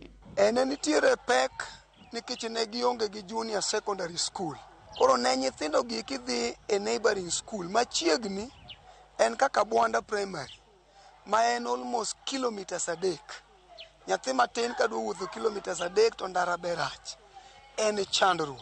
Through sirikal mosekonyowa mane gimiyowa certificate masani ne wachako register nyithindo mag grade 7 wan gi nyithindo kanyo 16 to mana kaka skunde mamoko kano chakore grade 7 en ga lot of challenges. Kwayogi chalo kamae. Koro ne wakwayo mondo sirikal obi machiegni olu wachno mondo mi skul ni onwang' JSS capitation. Kwayo mar jopuonj capitation to gi the classrooms obed expanded. Kaber kabisa to moloyo ndara mawuok e sikul ni to dhi withur. Kane sirikal nyalo upgrade maber kabisa to chandruok mar jopuonj leo ne sikul kata tamore biro sikul would be a thing of the past. Kane wanyalo yudo other partners mondo o support gima Sherry Oberi timo, then what they increase the population. In fact, once the population obedo increased, to other things will call catch school koro biro depend on itself. Jokanyo mag skul no koro ni kod geno ni kwayogi ibiro winj mapiyo kendo chwalnegi kony mar neno ni somo e skul primar ma Kasang'any odhi nyime maonge rochruok moro amora. Millicent Adhiambo, Ramogi TV, Kasang'any, Nyando, Kisumu. Wadhi Homabay nok mar piyo kwako skul nyiri ma Moi Girls sindo e kar chung bura ma Suba South, County Homabay kendo rocho chendo mag somo. Ten skulno bende goluoro ni tuoche ma ikelo gi pige ma ochido nyalo muoche skulno. Skulno bende kadhe midhiero mar lal mar stima ma kinde ka kinde mamiyo gibedo gi luoro e kinde mag otieno. Skund nyiri ma Moi Girls mayudore sindo e kar chung bura ma Suba South osebedo gi nok mar pi ma jopuonjre nyalo konyorego kata odoko ni skundno nitie machiegni kod nam Lolwe. Jopuonjre moingo 1,500 e skunde ni osebedo gi pek mar yudo pi maler ma ginyalo konyorego nyaka ni masin magoyo pi e skundni kowuok e nam Lolwe kethre. Gino machuno mondo giti gi pi matin manokunyo to kotieki gi duol mochune keyo pi e alwora mar nam Lolwe. Chon ne wan gi water pump manwaketo e nam, to nam ne obiro malo kaluwore gi koth manochwe mang'eny ma water pump wano odong' e nam kocha. Then piping manotim be notim e puothe ji, nokotim e road reserve. Koro ji nodhi moketho pipes go kata ka gigedo to gimuko pipes go. Koro sani wan mana gi pi mane Lake Victoria Water Services nokunyo noa borehole. To borehole ni nogikunye magitieke. Koro skul nonyiewo water pump moketo ema koro watiyogo to capacity yani pigno ok romwa kaluwore gi namba wa mar nyithindo. Ten skul no wacho ni nok mar pi magisebedo ka gineno nyalo biro rocho chendo mag somo ka tuoche mikelo kod pige mochido bende gin giluoro ni nyalo muoch ma jopuonjre nikech pige magimodho kod mago ma itedo negigo ok beyo kod ngima oganda. County government no promise losonwa wach pi mar mawuok e namno. Ndalo mane loso pi mabiro sindo kanyo to pok gitimo kamano. Omiyo kata chiemo itedo moleo, nyiewo pi, be samoro wanyiewo pi, ok wanyal nyiewo pi marom, en very expensive. Ginene, omiyo kata nyithindo lewe e klas, nyathi ma ok oduokore be ok nyal bedo comfortable kipuonjo. Koro wan wakwayo mana ni ka nitie jok manyalo konyowa, oyudnwa kata mana sola mwanyalo gogo pi. Ma opogore kod midhiero mar pi, bende skundono ni kod pek kaluwore kod wach lal mar stima ma sa ka sa, ma bende rocho chendo mag somo, kendo nyalo miyo jomaundu monjo skunde seche mag otieno. Kizingatia kwamba tuna watoto takriban 1700, inakuwa ni changamoto kubwa kudhibiti watoto hawa shuleni. Wakati mwingine inabidi sasa stima ipotee labda tuseme saa 2. Sasa inabidi watoto wakwenda walale wapumzike. Inakuwa ni changamoto kubwa katika shughuli zetu. The students are supposed to have the e-classes whereby they're supposed to learn from other libraries, from other schools, but it can't happen because we have continuous power outage in school. So the school has to use the generator, but it's not insufficient. So they have minimum learning hours. Jopuonjre bende ywago pek mage kale kalure konok mar pi kod wach lal mar stima ma kinde ka kinde ka gin kod geno ni sirikand kaunti ma Homa Bay kod sirikal mamalo biro winjo ywak margi mondo chenro mag somo kik rochre e skundono. I really urge the government to kindly help us with this issue of water, especially to get the water direct from the lake to our school, because you get that when the electricity voltage is low, that we can't have enough water. You find that during preps, especially the candidates, we have to study, and you find that when it actually reaches 9 p.m., you get that we will be told to go to the dormitory because you don't have enough light. So you get that this will make students not to learn. Alia Beach, Ramogi TV, Homa Bay. Tok yudo lipot kukum Alia Beach wangado to wadonjo Migori wadhilimo Jojuma. Jakene ratiro mag nyithindo kotele kod commissioner mar county Migori Kisilu Mutua oji oganda duto mondo konye kedo kod weche mag ndiko nyithindo tije maongere kaka child labor. Mutua wacho ni wach nyithindo matiyo sani medore dhowede kod kuonde kunyo mula e county ma Migori. Ndiko nyithinde tije maongere kaka child labor en achiel kuom midhieche madongo majuko nyithinde kaunti ma Migori ma piny owacho korego mok mago mag piny owacho osebiro kadhi nyime kod kedo godo. Midhiero nosenenore ahinya e alwora ma Nam Lolwe kuonde ma kunyo mula ka achiel kod mamoko. Kwan jopuonje mathoth to ahinya ma yawuoyi oseo skul kendo koro donjo e tije ma kunyo mula ka achiel kod lupo e Nam Lolwe. Ka nyithindo odhi e lupo to yudo ka samoro yudo pesa mabup e lwete. To en pesa maraka mabiro e samatin. Giringo giwe sikul ka gidhi e lupo, ka gidhi e yiedhi nikech kech mar samatin kende. To wang'eyo ni nyathi ka nyathi, wang'eyo ni somo tek. Kendo somo ka ng'asi somo samoro idhi maonge chiemo, samoro iwuothi idhi kama bor. To nana nikech gikone tidhi yudo gima ber. Nyaka sandruok ma jolupo dhowadho ma Kithegung'a e sabgono manyatike dhi nyime kod timo penj nyithindogo ma oseyo sikul kendo donjo e lupo. Kwan nyithindo maromo 14 mane oseyo sikul kendo donjo e lupo oseduoki e sikul e bwo apedhani ma itimo kod jolupo e dhowadhno ma Kithegung'a e sabgono manyatike. Kamishona ma kaunti ma Migori Kisilu Mutua wacho ni piny owacho sirore koro moko mar kedo kod midhieroni. Kabende koro kwa jonyuol ni kone nyithindgi duto koro bete sikul. And it is something that we can do given that GAO is spread all over. But sometimes our concern is when the community seems to appreciate, to embrace those activities. But anytime you feel that one team is reporting this is happening, then we are very happy. Kisilu wacho ni ndiko nyithindo tije en gino mantiere tok chik kendo chatero mag nyithindo. What we need to do then, because these are our community members, is to maybe I impress on my teams then to work very closely with a view to get information and also to mitigate. Because we know the chiefs are present all over these areas, it is possible for us to have interventions. We share also our contacts with those teams so that if they are not reaching one officer, they can be able to reach us so that we are able to respond and respond so timely. Apisa maduong' e migaono ma ochwechego ma kit chwech e kaunti ma Migori Ngiro Sodhiambo wacho ni giseango ne nitiere jopuonjre mathoth to ahinya ma odak alworano mar Nam Lolwe ma kod donjo tijego mag lupo kendo ringo weyo sikul. Wadwa ni mondo wawach ne nyithindwa ni mano e ohala ma ginyalo goyo e ngimagi duto.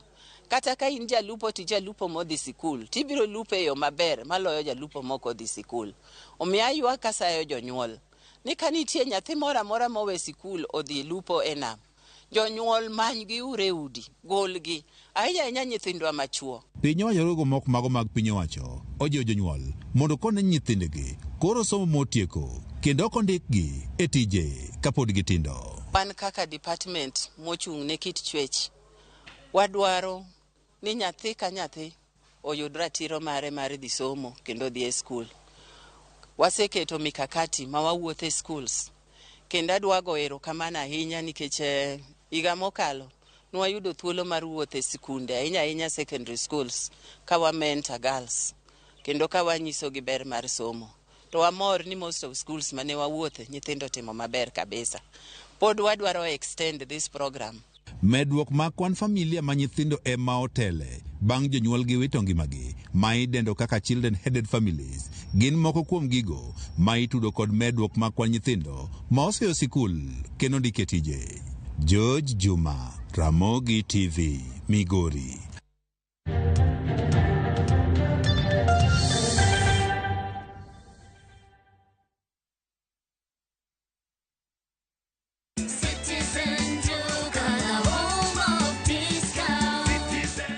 Up on essentials this month with unbeatable deals from Citizen Duka and Quickmart. Get 4 kg rice at 880 shillings, 4 kg sugar at 578 shillings, 4 kg maize flour at 258 shillings, 4 kg wheat flour at 258 shillings, and 3 liters of cooking oil at 841 shillings. Prices that will not break the bank. Simply dial *487*5#. Choose your item, pay, and pick up at your nearest Quickmart. Citizen Duka, your home of discounts.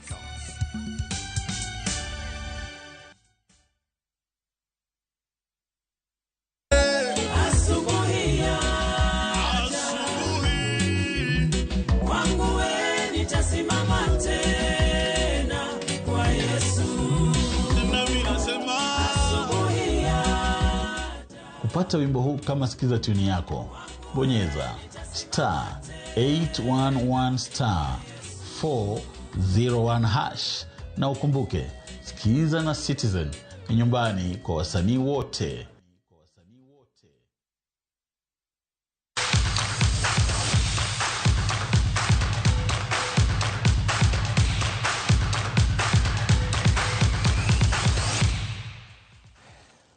Samuel Mutuma, Muridhi Kirunja mawuok Nairobi kaachiel kod Ayano Kinda to kod Janet mawuok Nanyuki joloch mag omenda maromo $3.1 tugo mar Shabiki.com Aviator. Mutuma nalo $1.4, Kirunja loyo 900 ka Kinda to loyo $500,000. Joloch adekgo ogero kamano ka giwacho ni higani ochako gi gweth ka gigeno lokruok dhi bedo gima gikalore kod chenro mopogore opogore ma gikete tiyo gi omenda go. Ne thuolo mar joloch kendo abeda achiel kuom jogo ma yudo omenda gi donje Shabiki.com kendo ibed gi thuolo mar tugo tuke duto mantiere.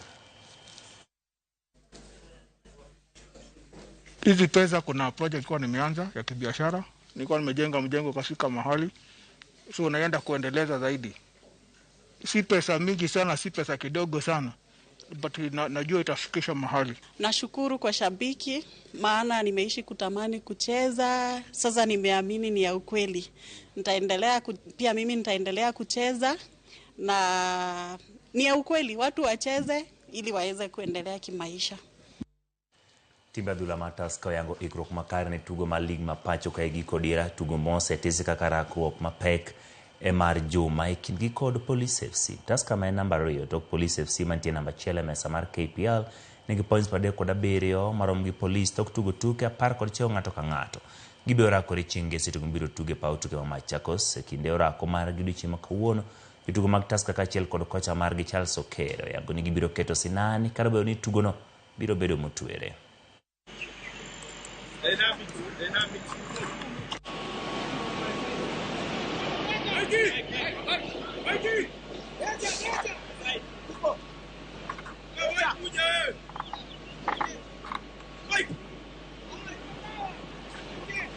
Playing against Police is just like any other game. So of course the game itself is it will have pressure. So for us, what is important is to know how to contain that pressure. So for us, what we have told the players is just to remain calm. Let's stick to our plan, and the game will be positive. For us, we are expecting a positive match against Police. Like I said earlier, for us, Tusker, we remain focused as a team. It doesn't matter who is ahead as at now or behind us. What is important is, are we in the right track? Are we on the right track as a team? And for me, I can say yes. So for us, is to remain focused until the final game of the season. The team is motivated. It's going to be a tough game, and we are tied in points. So we are positive enough, and we'll try our level best so that we are able to win the match.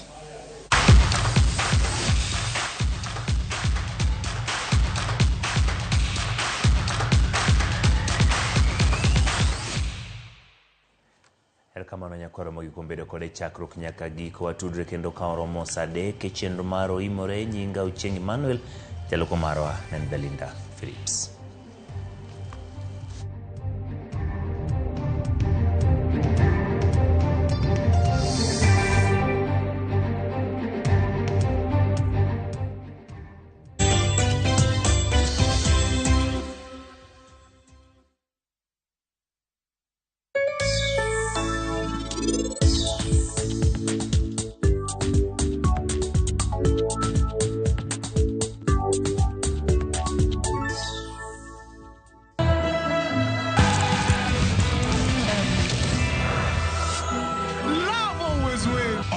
Deposit into a KCB Gold Savings account and stand a chance to win. Revisha and feel the roar. E odiochieng' mar hera ni, we wakonyi loso mbaka motegno mar hera kaka janyuol gi mich motiap e dwe mar hera ni mana e Fertility Point United Mall Kisumu. Yud puonj manono ka wuok kuom jolony magwa mag IVF, discount madirom atamalo 5 e nengo mag yedhe kod discount mar atamalo 5 e chenro mamoko mag laboratory. Book your appointment today.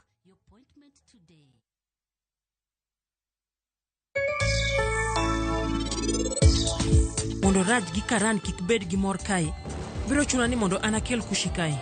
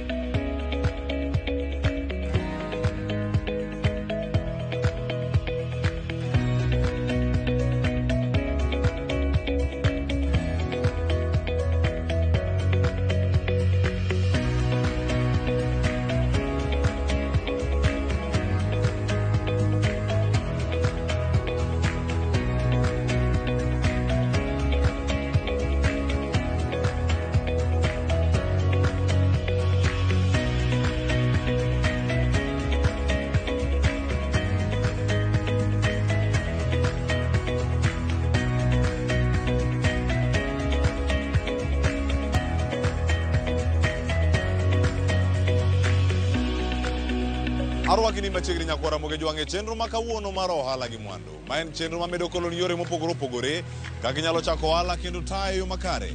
Machiegni nyinga Cleophas Oluoch.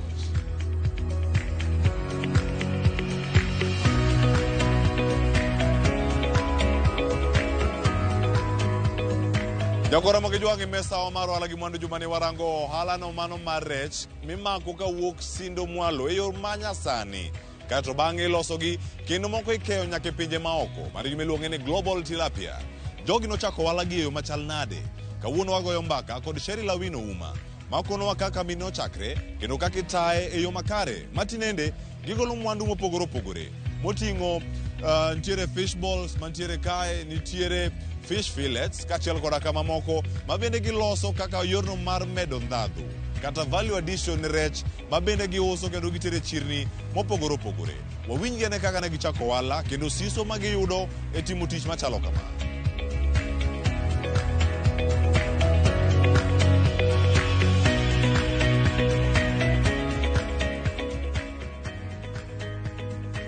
An gi nyinga iluonga ni Sherry Lawino Uma, atiyo e Global Tilapia. Wan watimo ohala mar uso rech, wapidho rech kasto wauso. Nochako uso ohala higa mar 2021 nyaka sani pod wadhigo mbele. Ka nochako ohala ni nwang'iyo jogo madwaro jochiemo. Ohala rech ne tin, koro nwachako ohala ni mondo ji mang'eny oyud rech mondo chak chiemo. wachako gi fingerlings, wagologi kasto waketogi e cages wa ma yudore Homa Bay, Mbita. Wapidhogi gi chiemo mopuodhi, kasto wan wapidhogi ka gibedo ready mar chiemo to waterogi e chichni wa oko. Okay, gimomiyo rechwa ni opogore gi moko nikech rech ni wan mwapidhogi, wamiyogi chiemo mowinjore. Moko gi wakia kuma kaka ji opidhogi, wan to marwa wapidho gi chiemo mowinjore. Okay, chako ohala kichako nyaka ing'e position ma idhi keto e cages magi e nam kacha. Kasto nyaka ing'e chiemo ma rech ni dwani imigi. Kasto kaka okethore piyo kosebedo ready nikech nyaka igolgi from one step to another, nyaka ibed ni in gi cages ni moromo. Kasto nyaka ibed gi refrigerator truck ma kisegolo rech to iketo mondo transport gi from ka igologi e nam nyaka e Nairobi ka.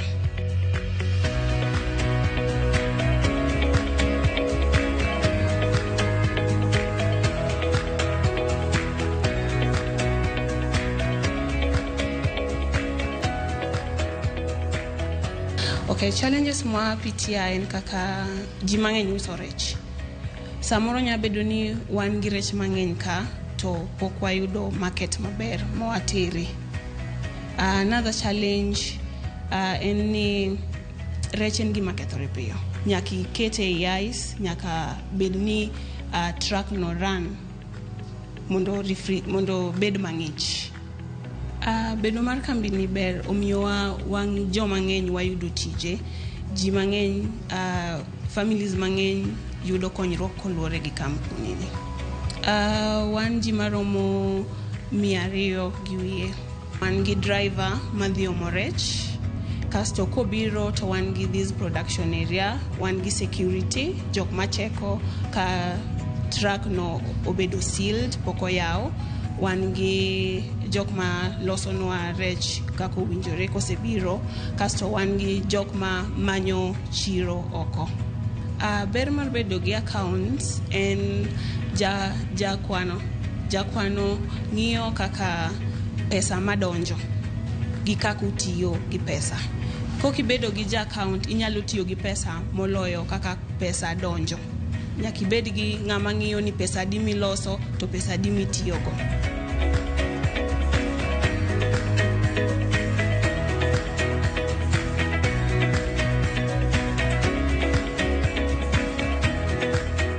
Anyalo mana jiwo jogwa ma dwa chako ohala nikech ohala en lal gi yuto. Kik wang'i side mar ni adhi lal, abed gi luoro mar chako. Kidwa chako ohala, ichako king'eyo gimomiyo ichake gi gimomiyo idwani time. Kaka kambiwa ni wasetemo kabisa kaka nwachako pogore gi kaka wantie sani. Sani koro kaka igani wapango tero rech wa USA. Koro wadwa ni kaka nyingwa wacho ni global, wadwa dhi pinje mopogore opogore. E utende moko mopogore opogore bende wause, to wan be nyaka gi dukni wa matindo tindo ma bende wause. Wachakwa uso ne gama masamaki mon ma kaw rech to dhi uso e states be wauso negi. Tukendo wan kendo gi online, wan gi nemni wa makigoyo to watimoni timo order to wa deliver. Wan gi fillet, mano rech ma odang' makoro dong' ring'o kende to gol chogo. Wan gi ready to eat, mano rech mwase wang'o kasto wapak maber, mane mano wacho ni wadhi tero oko cha. Kasto wan gi nuggets, gi fish balls, gi fish fingers.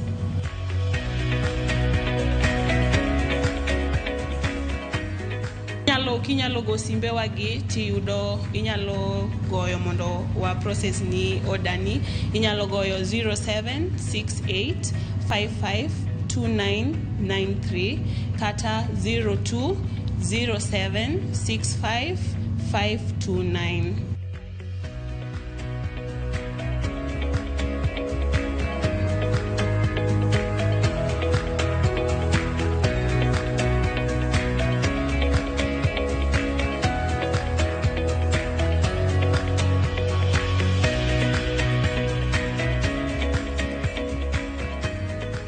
Jagora Mogajwang ageno ne sigand Global Tilapia jiwi mondo mi chako ohala moro bende kama intiere. Ka wadhi nyime, wadarango sigana machielo mar ohala ma mitimo gi wuod luo mawuok Got Simba e Siaya County. Ma en sigand Bernard Onyango ma bende kaluwore gi siso mare mar puonjo kendo mar neno ni adieri weche mag riembo dhi e yo makare. Mano miyo chako kare mano mar puonjo ji riembo kata driving school. Tinende entiere kod kare mano mar riembo mopuonje ji mopogore opogore kaunti ma Nairobi kod aluora mare ahinya kaunti ma Kajiado. Bende en gi lek mar chako ohala machalo kamae mar driving school nyaka e gwenge ma Siaya. Kama wuoke mowacho ni mano dhi bedo mor mare maduong' mokalo. Nochako ohala ni e yo mane? Siso mar timo ohala ni ogolo kure. Chia mare mar ohala nosome kanye. Kaeto bang'e ang'o kono mathoth kotenore kod achiedh nade mantiere ohala kachiel koda kamor ma oyudo. Owinja ne sigand Bernard Onyango e chenro ni mar ohala gi mwandu.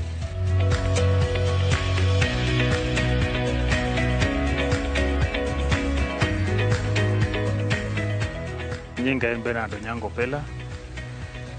Awuok Siaya County, Ugunja constituency, Kabon Got Simba. Nachako ohala ni kaluwore kod tich manatiyo. Naneno ni mondo atime gimoro mopogre kod kaka ne atiyo. Matiene na an japuonj. Kaka nan japuonj mar driving school. Naneno ni koro anyalo tema bende atime kivyangu. Koro nochuna mondo amany kaka nyalo manyo pesa moro nikech nan go pesa matin moromo but ne ok onya romo mar nyiewo mtoka mondo achak driving school. Koro nawuoyo gosiepna moro kanyo be oelekeza e bank bomeda go pesa banyiewo go mtoka. Kana asenyiewo mtoka achiel ne pod aonge gi pesa manyalo manyo go office.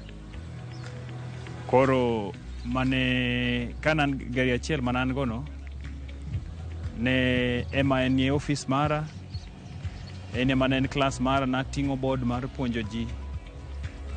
Seche go ta endelea gi manyo timo registration mar bedo kod school ma obedo registered. And then one of my friend be nodugo o chip in okonya kanya timo registration. Batimo registration bange ayudo office. Kase yudo office nachako gisili. Kase yudo office to I was well to go. Kamano to kulingana kod kaka ne tich mang'eyo kendo kaka na puonjo Nyasaye nokonya ba achopo kama koro nan kod geche ariyo matindo to ndalogo ne inyalo tim BC. Koro nitie joma ne be ne dwaro mondo opuonj gi geche matindo gi geche madongo ba chopo kama koro nadwaro gari maduong'. Kana adwaro gari maduong' Nyasaye nokonya ba chopo kama na save pesa matin. Duoga dhi e bank gimanyo na pesa machielo banyiewo go lori. Koro ne an well to go. Nanya puonjo lori, anyalo puonjo gari matin. Aduoga chopo kama be koro pikipiki. Aduoga manyo kendo pikipiki be kendo be achako puonjo go. Koro ne anya puonjo gari matin, anya puonjo gari madongo, anyalo puonjo pikipiki. Kanyo aendelea mana kamano. Nyasaye nomako lweta. Chopo kama koro lori kana puonjo go ji. Aduoga yudo ka koth go ji. Joma anya puonjo gari maduong' koth go ji nikech lori onge kod cover body. Chuna ba manyo bus makoro kanya puonjo ji. Anya puonjo ji ma onge ni koro koth go gi. Kamano be adhi e bank kendo akwayo manyo loan banyiewo go bus. Chopo kama koro nanya puonjo geche duto, geche matindo, geche madongo, nyaka bus be nanya puonjo koro.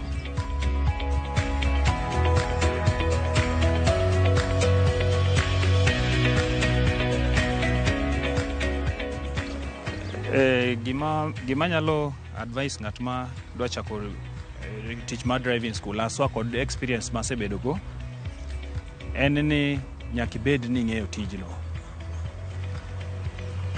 Kama natie mokwongo noketa kaka receptionist, though naseng'e puonjo, nanya puonjo, to noketa kaka receptionist nikech nitie office manoyaw to ani mana dhi kuro. Koro na chal ka ng'at mana receptionist, anyalo puonjo theory, anyalo puonjo practicals. Koro all departments mag driving school na gin gik mang'eyo.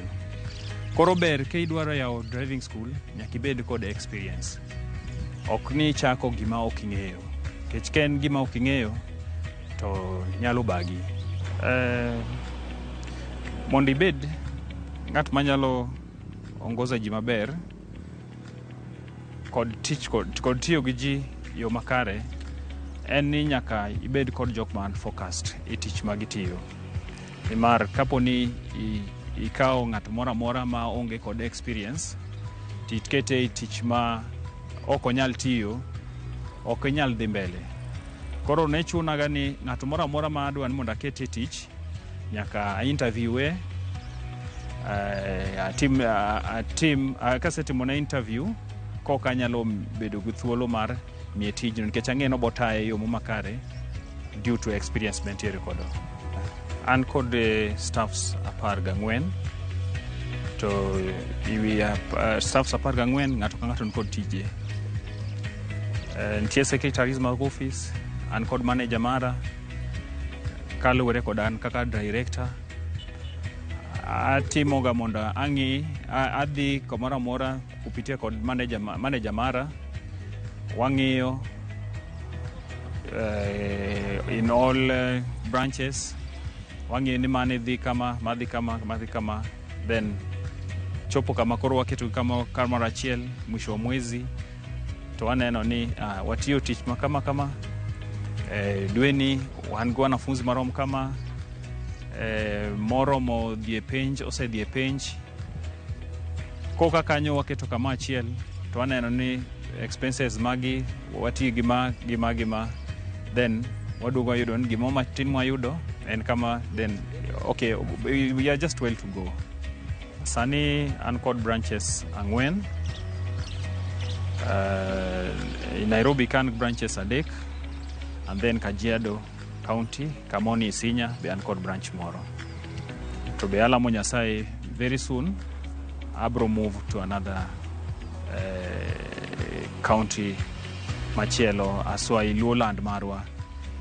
Asebedo kod challenge sana ni kama wuoke okasebedo gi branch to asebedo kipenja Manyasaye koyie machiegni abro dhi county mae Masiaya.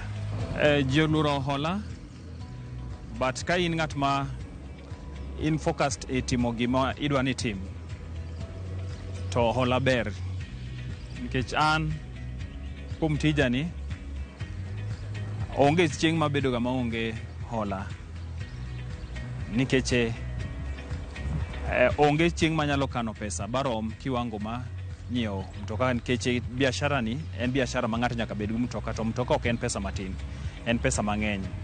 Koro an hola emo gimose konya bachopo kama chopeni. Ikawo hola, i make sure ni ichulo gi wakati ma dwarre.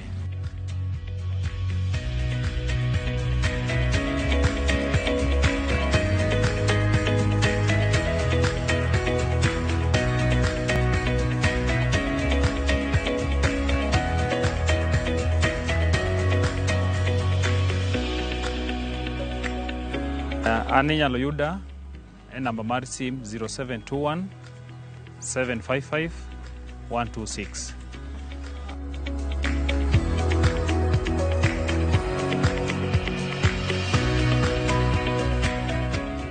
Kuom sigeni ariyo mokwongo gi Nyakura gi Jwang', en geno mara ni somo gimoro achiel kata ariyo mantiere iye kanyo. En kinde mwaka hiyo masani ka waduogo kod ja ohala mar Juma. Kik idhi mabor.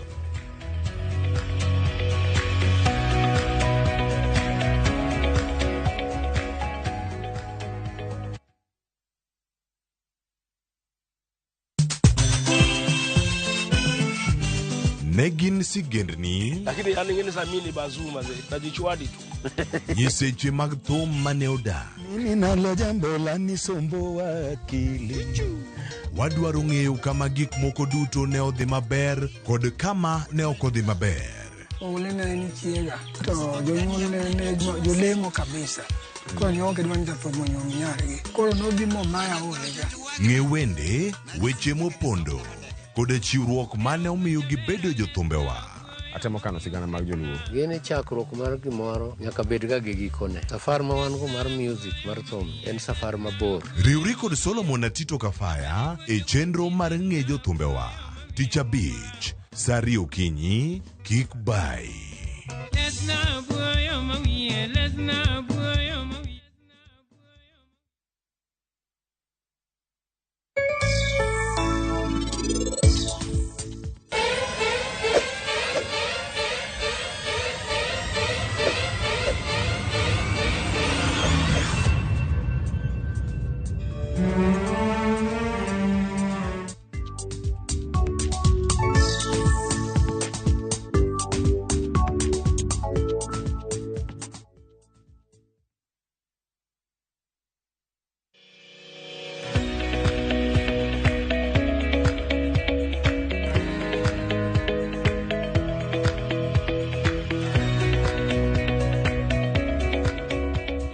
Machiegni kendo nyakora moge jwange chenro makawuono mar ohala gi mwandu kenen mor mara ni podi kete karka e chenro ni arne wachaki nyaka sani kendo man mono mimiwa paro mopogore opogore e chenro ni mar ohala gi mwandu ornwa ote machuoko kala SMS line wa mainaria deka uchiel nono kata mbui mar Facebook kod YouTube kama wantiere live achiel kachiel odhiambo makawuono mani miwa paro kachiel koda ka gigo main godo manyalo miyo chenro wa obed bedo maber moloyo.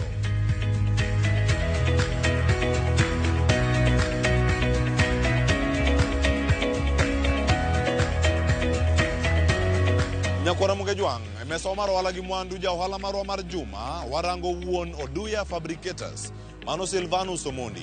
Silvanus Omondi osetimo ohala ni kuom higni mohewo 10 nyaka sani. Kawuono oyudo more yo machal nade ka dipono ndiko jok moko men adier ni ondiko manyaka sani nyalo keto chiemo e mesa kalure kod tich mano mag loso chumbe kod gigo mag chumbe mitimo e kaunti ma Nairobi kae kar dak ma Kariobangi. Kendo kawuono wayudo thuolo mar winjo sigande ni mar Silvanus Omondi e ja ohala mar juma.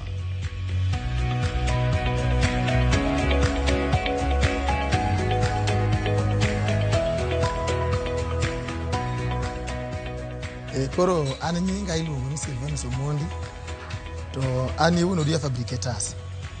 Tijni nachake kana awuok e skul e klas 8 tabire piny Nairobi kata achake. Koro kana achako tijni to nachake 2016. Kana achake 2016 koro wasedach kode nyaka e thuolo makawuono ni. Nawuok mondo mi adhi ati kana apuonjra tich to nadhi Moharata Pusho Mill. Ima nadhi mondo apuonjra e tich koro. Kana adhi Moharata Pusho Mill apuonjra tich to joka nowachona ni nyaka bed kod ID. To nadhi kapod aonge ID nikech tijni achako kapod an kod higni 17. Koro pok nakawo ID. Koro nochuna mondo akaw ID mar brother na mondo achak tiyogo. Koro kana achako tiyo kod ID mar brother na miluongo ni Joseph Duor. Koro Duor Joseph kana kinde mana tiyo wuon tich nohera kabisa. Koro nomiya kamoro mondo mi kura tiye kana seng'e tich. Koro kanye mana andiko ni Oduya ni tich mane wati kod kanye ne iluongo ni Oduya. Kanye mana andiko ni Oduya. Koro kana achako kanye ni Oduya. Koro Oduya ni mane odhi ong'ere. Koro kana tiye koloso gimoro kapod an kamorata nandiko Oduya Fabricators. Another one from Oduya Fabricators. Koro kamane ka nying mar Oduya no chakre. Nachako go ohala mar dho udi gi dirisni. Nikech mane dik mana go puonjra. Koro kana achako loso dho udi gi dirisni to nanwango challenges mang'eny jomoko natine gi jomoko na ek chula. Iting'o gik moko supply site. Isochopo site kama utiye. Tinwango ka ng'ato teri kama dhano ok chuli. Ma yaw nyaka tich mokwongo 2012 katiyo piny mwalo nene kacha katiyo piny mwalo Uspalof but noyuda ka seng'e tiji to dhudi bende nang'eyo loso nikech nasepuonjra. Koro ne aonge kod pesa mang'eny mananyalo loso display. Koro nachako gi dhudi mag dirisni wala mag dhudi dirisni. Koro halano kane watiye jomoko ok chulwa changamoto betie. Koro nochuno mondo halano opudh. Tijni mondo mi ichake Namba achiel gima dware tich bani en ne nyakibed ni gimidwaro timo no ini won tijno ing'eyo. Nikech tijni koking'eyo to en kod changamoto. Ibo nwang'o ni inyalo yawe to ithuolo miyawe to ini wuon okielewa ineno ini wuon okielewa koro bro chuni mondo iket funde.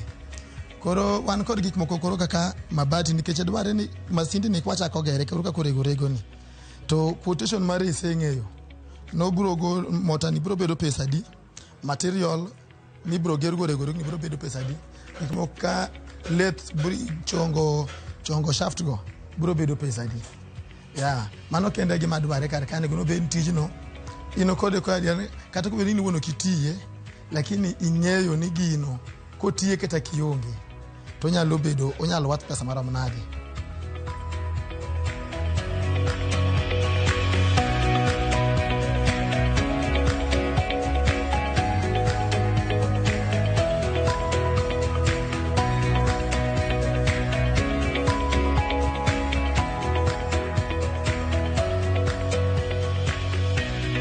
Koro thuolo mokwongo ne wabiro to wabet to warito customer ni customer mwanga kalo wango bio nyiew masinde ama customer mwanga kalo wango bio nyiew mold malo soge to ne wa suffer a lot nikech wango ka customer biro to nitiere competition e tij wani. Koro sache ma ne wabiro kod wach mar buini mondo koro wause kore social media. Koro sama ne wachako uso social media to koro watiyo kod Facebook, WhatsApp kod Twitter to watiyo nyaka YouTube koro wakete kamora mora. Koro kochuno wahinya ni nyaka wakete yedho ndara kama kila ng'ato kakalo to goye wang'e. Koro wan watiya kar kae to customers wok pinje kaka Kisumo, wok kila mahali, wok Mombasa, jomoko be ok bi kate workshop waka. Dhano jomoko kosenene kamano to girango website marwa. Magi nwang'o ni website no link ma website ne website matiyo to ng'ato ora pesa ng'ato ora 1,100 ng'ato 1,50 kelna mwandu kama to wan waketo mane parcel titero ni to mondo mi achung kuom higni gima kochopo mwaka mabiro tan kod higni 10 ohala ni chaka keto ohala nitie gik mohala uluoro kendo nitie gik mohala ok dwar. Mokwongo ohala ok dwar ng'at ma kon wang'o pesa ka customer biro ma customer ni pesa mare to ini nano pesa no kini tich ma customer ni kore ma bro chuni mondo koro ichak loso ni customer gik moko ma underage. Koro mane gima ketho ohala. Wan kod substandard job en ni ng'ato kelo ni pesa ka korego ma iwa uso 1,100 to customer nyalo amini to biro to nyisi ne era mi deposit mar 70,000 los na orego na biro kawo.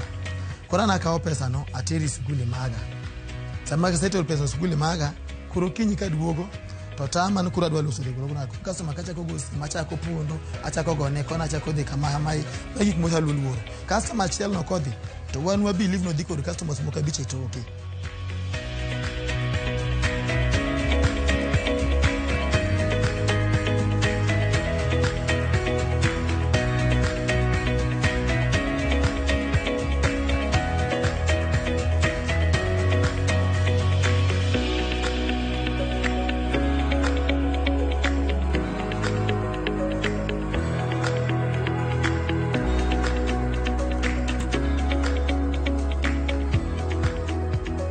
Koro namba marwa mar tich to en 0798156107.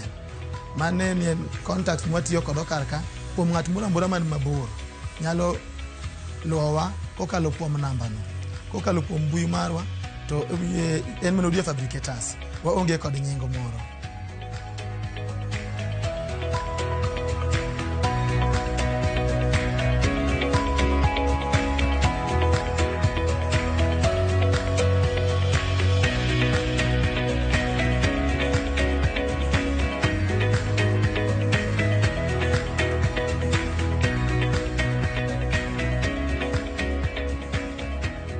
Nyagwara moga jwang sigana ka sigana nigi puonj mare. Gino mwasomo kuom sigeni adek mokelo ni kawuono en siso mar timo tich makare ma bang'e kelo ni yuto. Tadieri watieko ka wang'eyo ni ohala nyalo kelo ni mwandu. Agoniro kamano kuom bedo koda odhiambo ma kawuono chenro ni mar ohala gi mwandu. Tutiko da kendo juma manyien ka omenyo ni wala machielo wamiriek ni mopogoro pogore ka ginyalo chako gi kendo tayo ge yo makare. Oriti masani nyinga Cleophas Oluoch.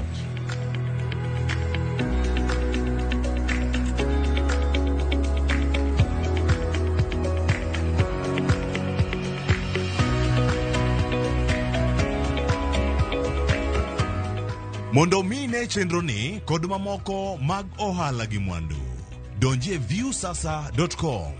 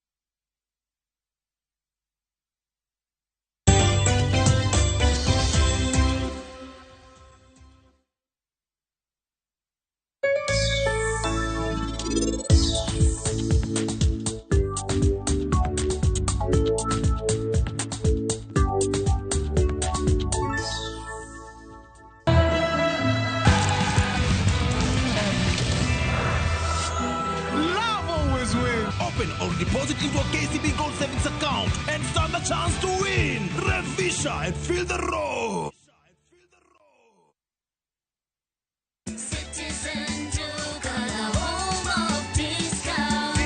This Valentine's month, show your love with a special gift from Citizen Duca and Quickmart. Our Valentine's Day hamper is filled with thoughtful treats.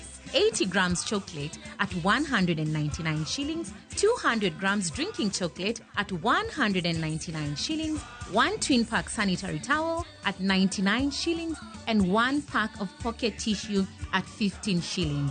Simply dial *487*5#. Choose your Valentine package, pay, and pick up at your nearest Quickmart. Citizen Duca, your home of discounts. Duca, the home of discounts.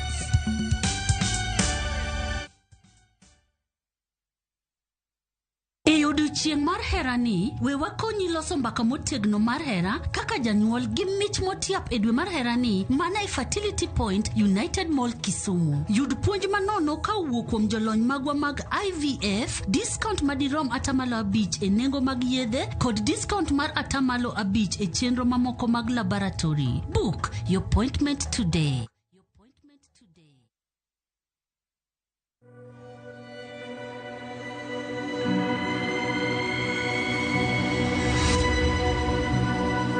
People come to me and they say they get discomfort when they have ice cream. Can you imagine that? Avoiding having cold ice cream. Sensodyne gives you long-lasting protection against sensitivity. And people come in and they're like, oh, it works. I can have ice cream and I'm not in any discomfort. I recommend Sensodyne because it works. It's brilliant.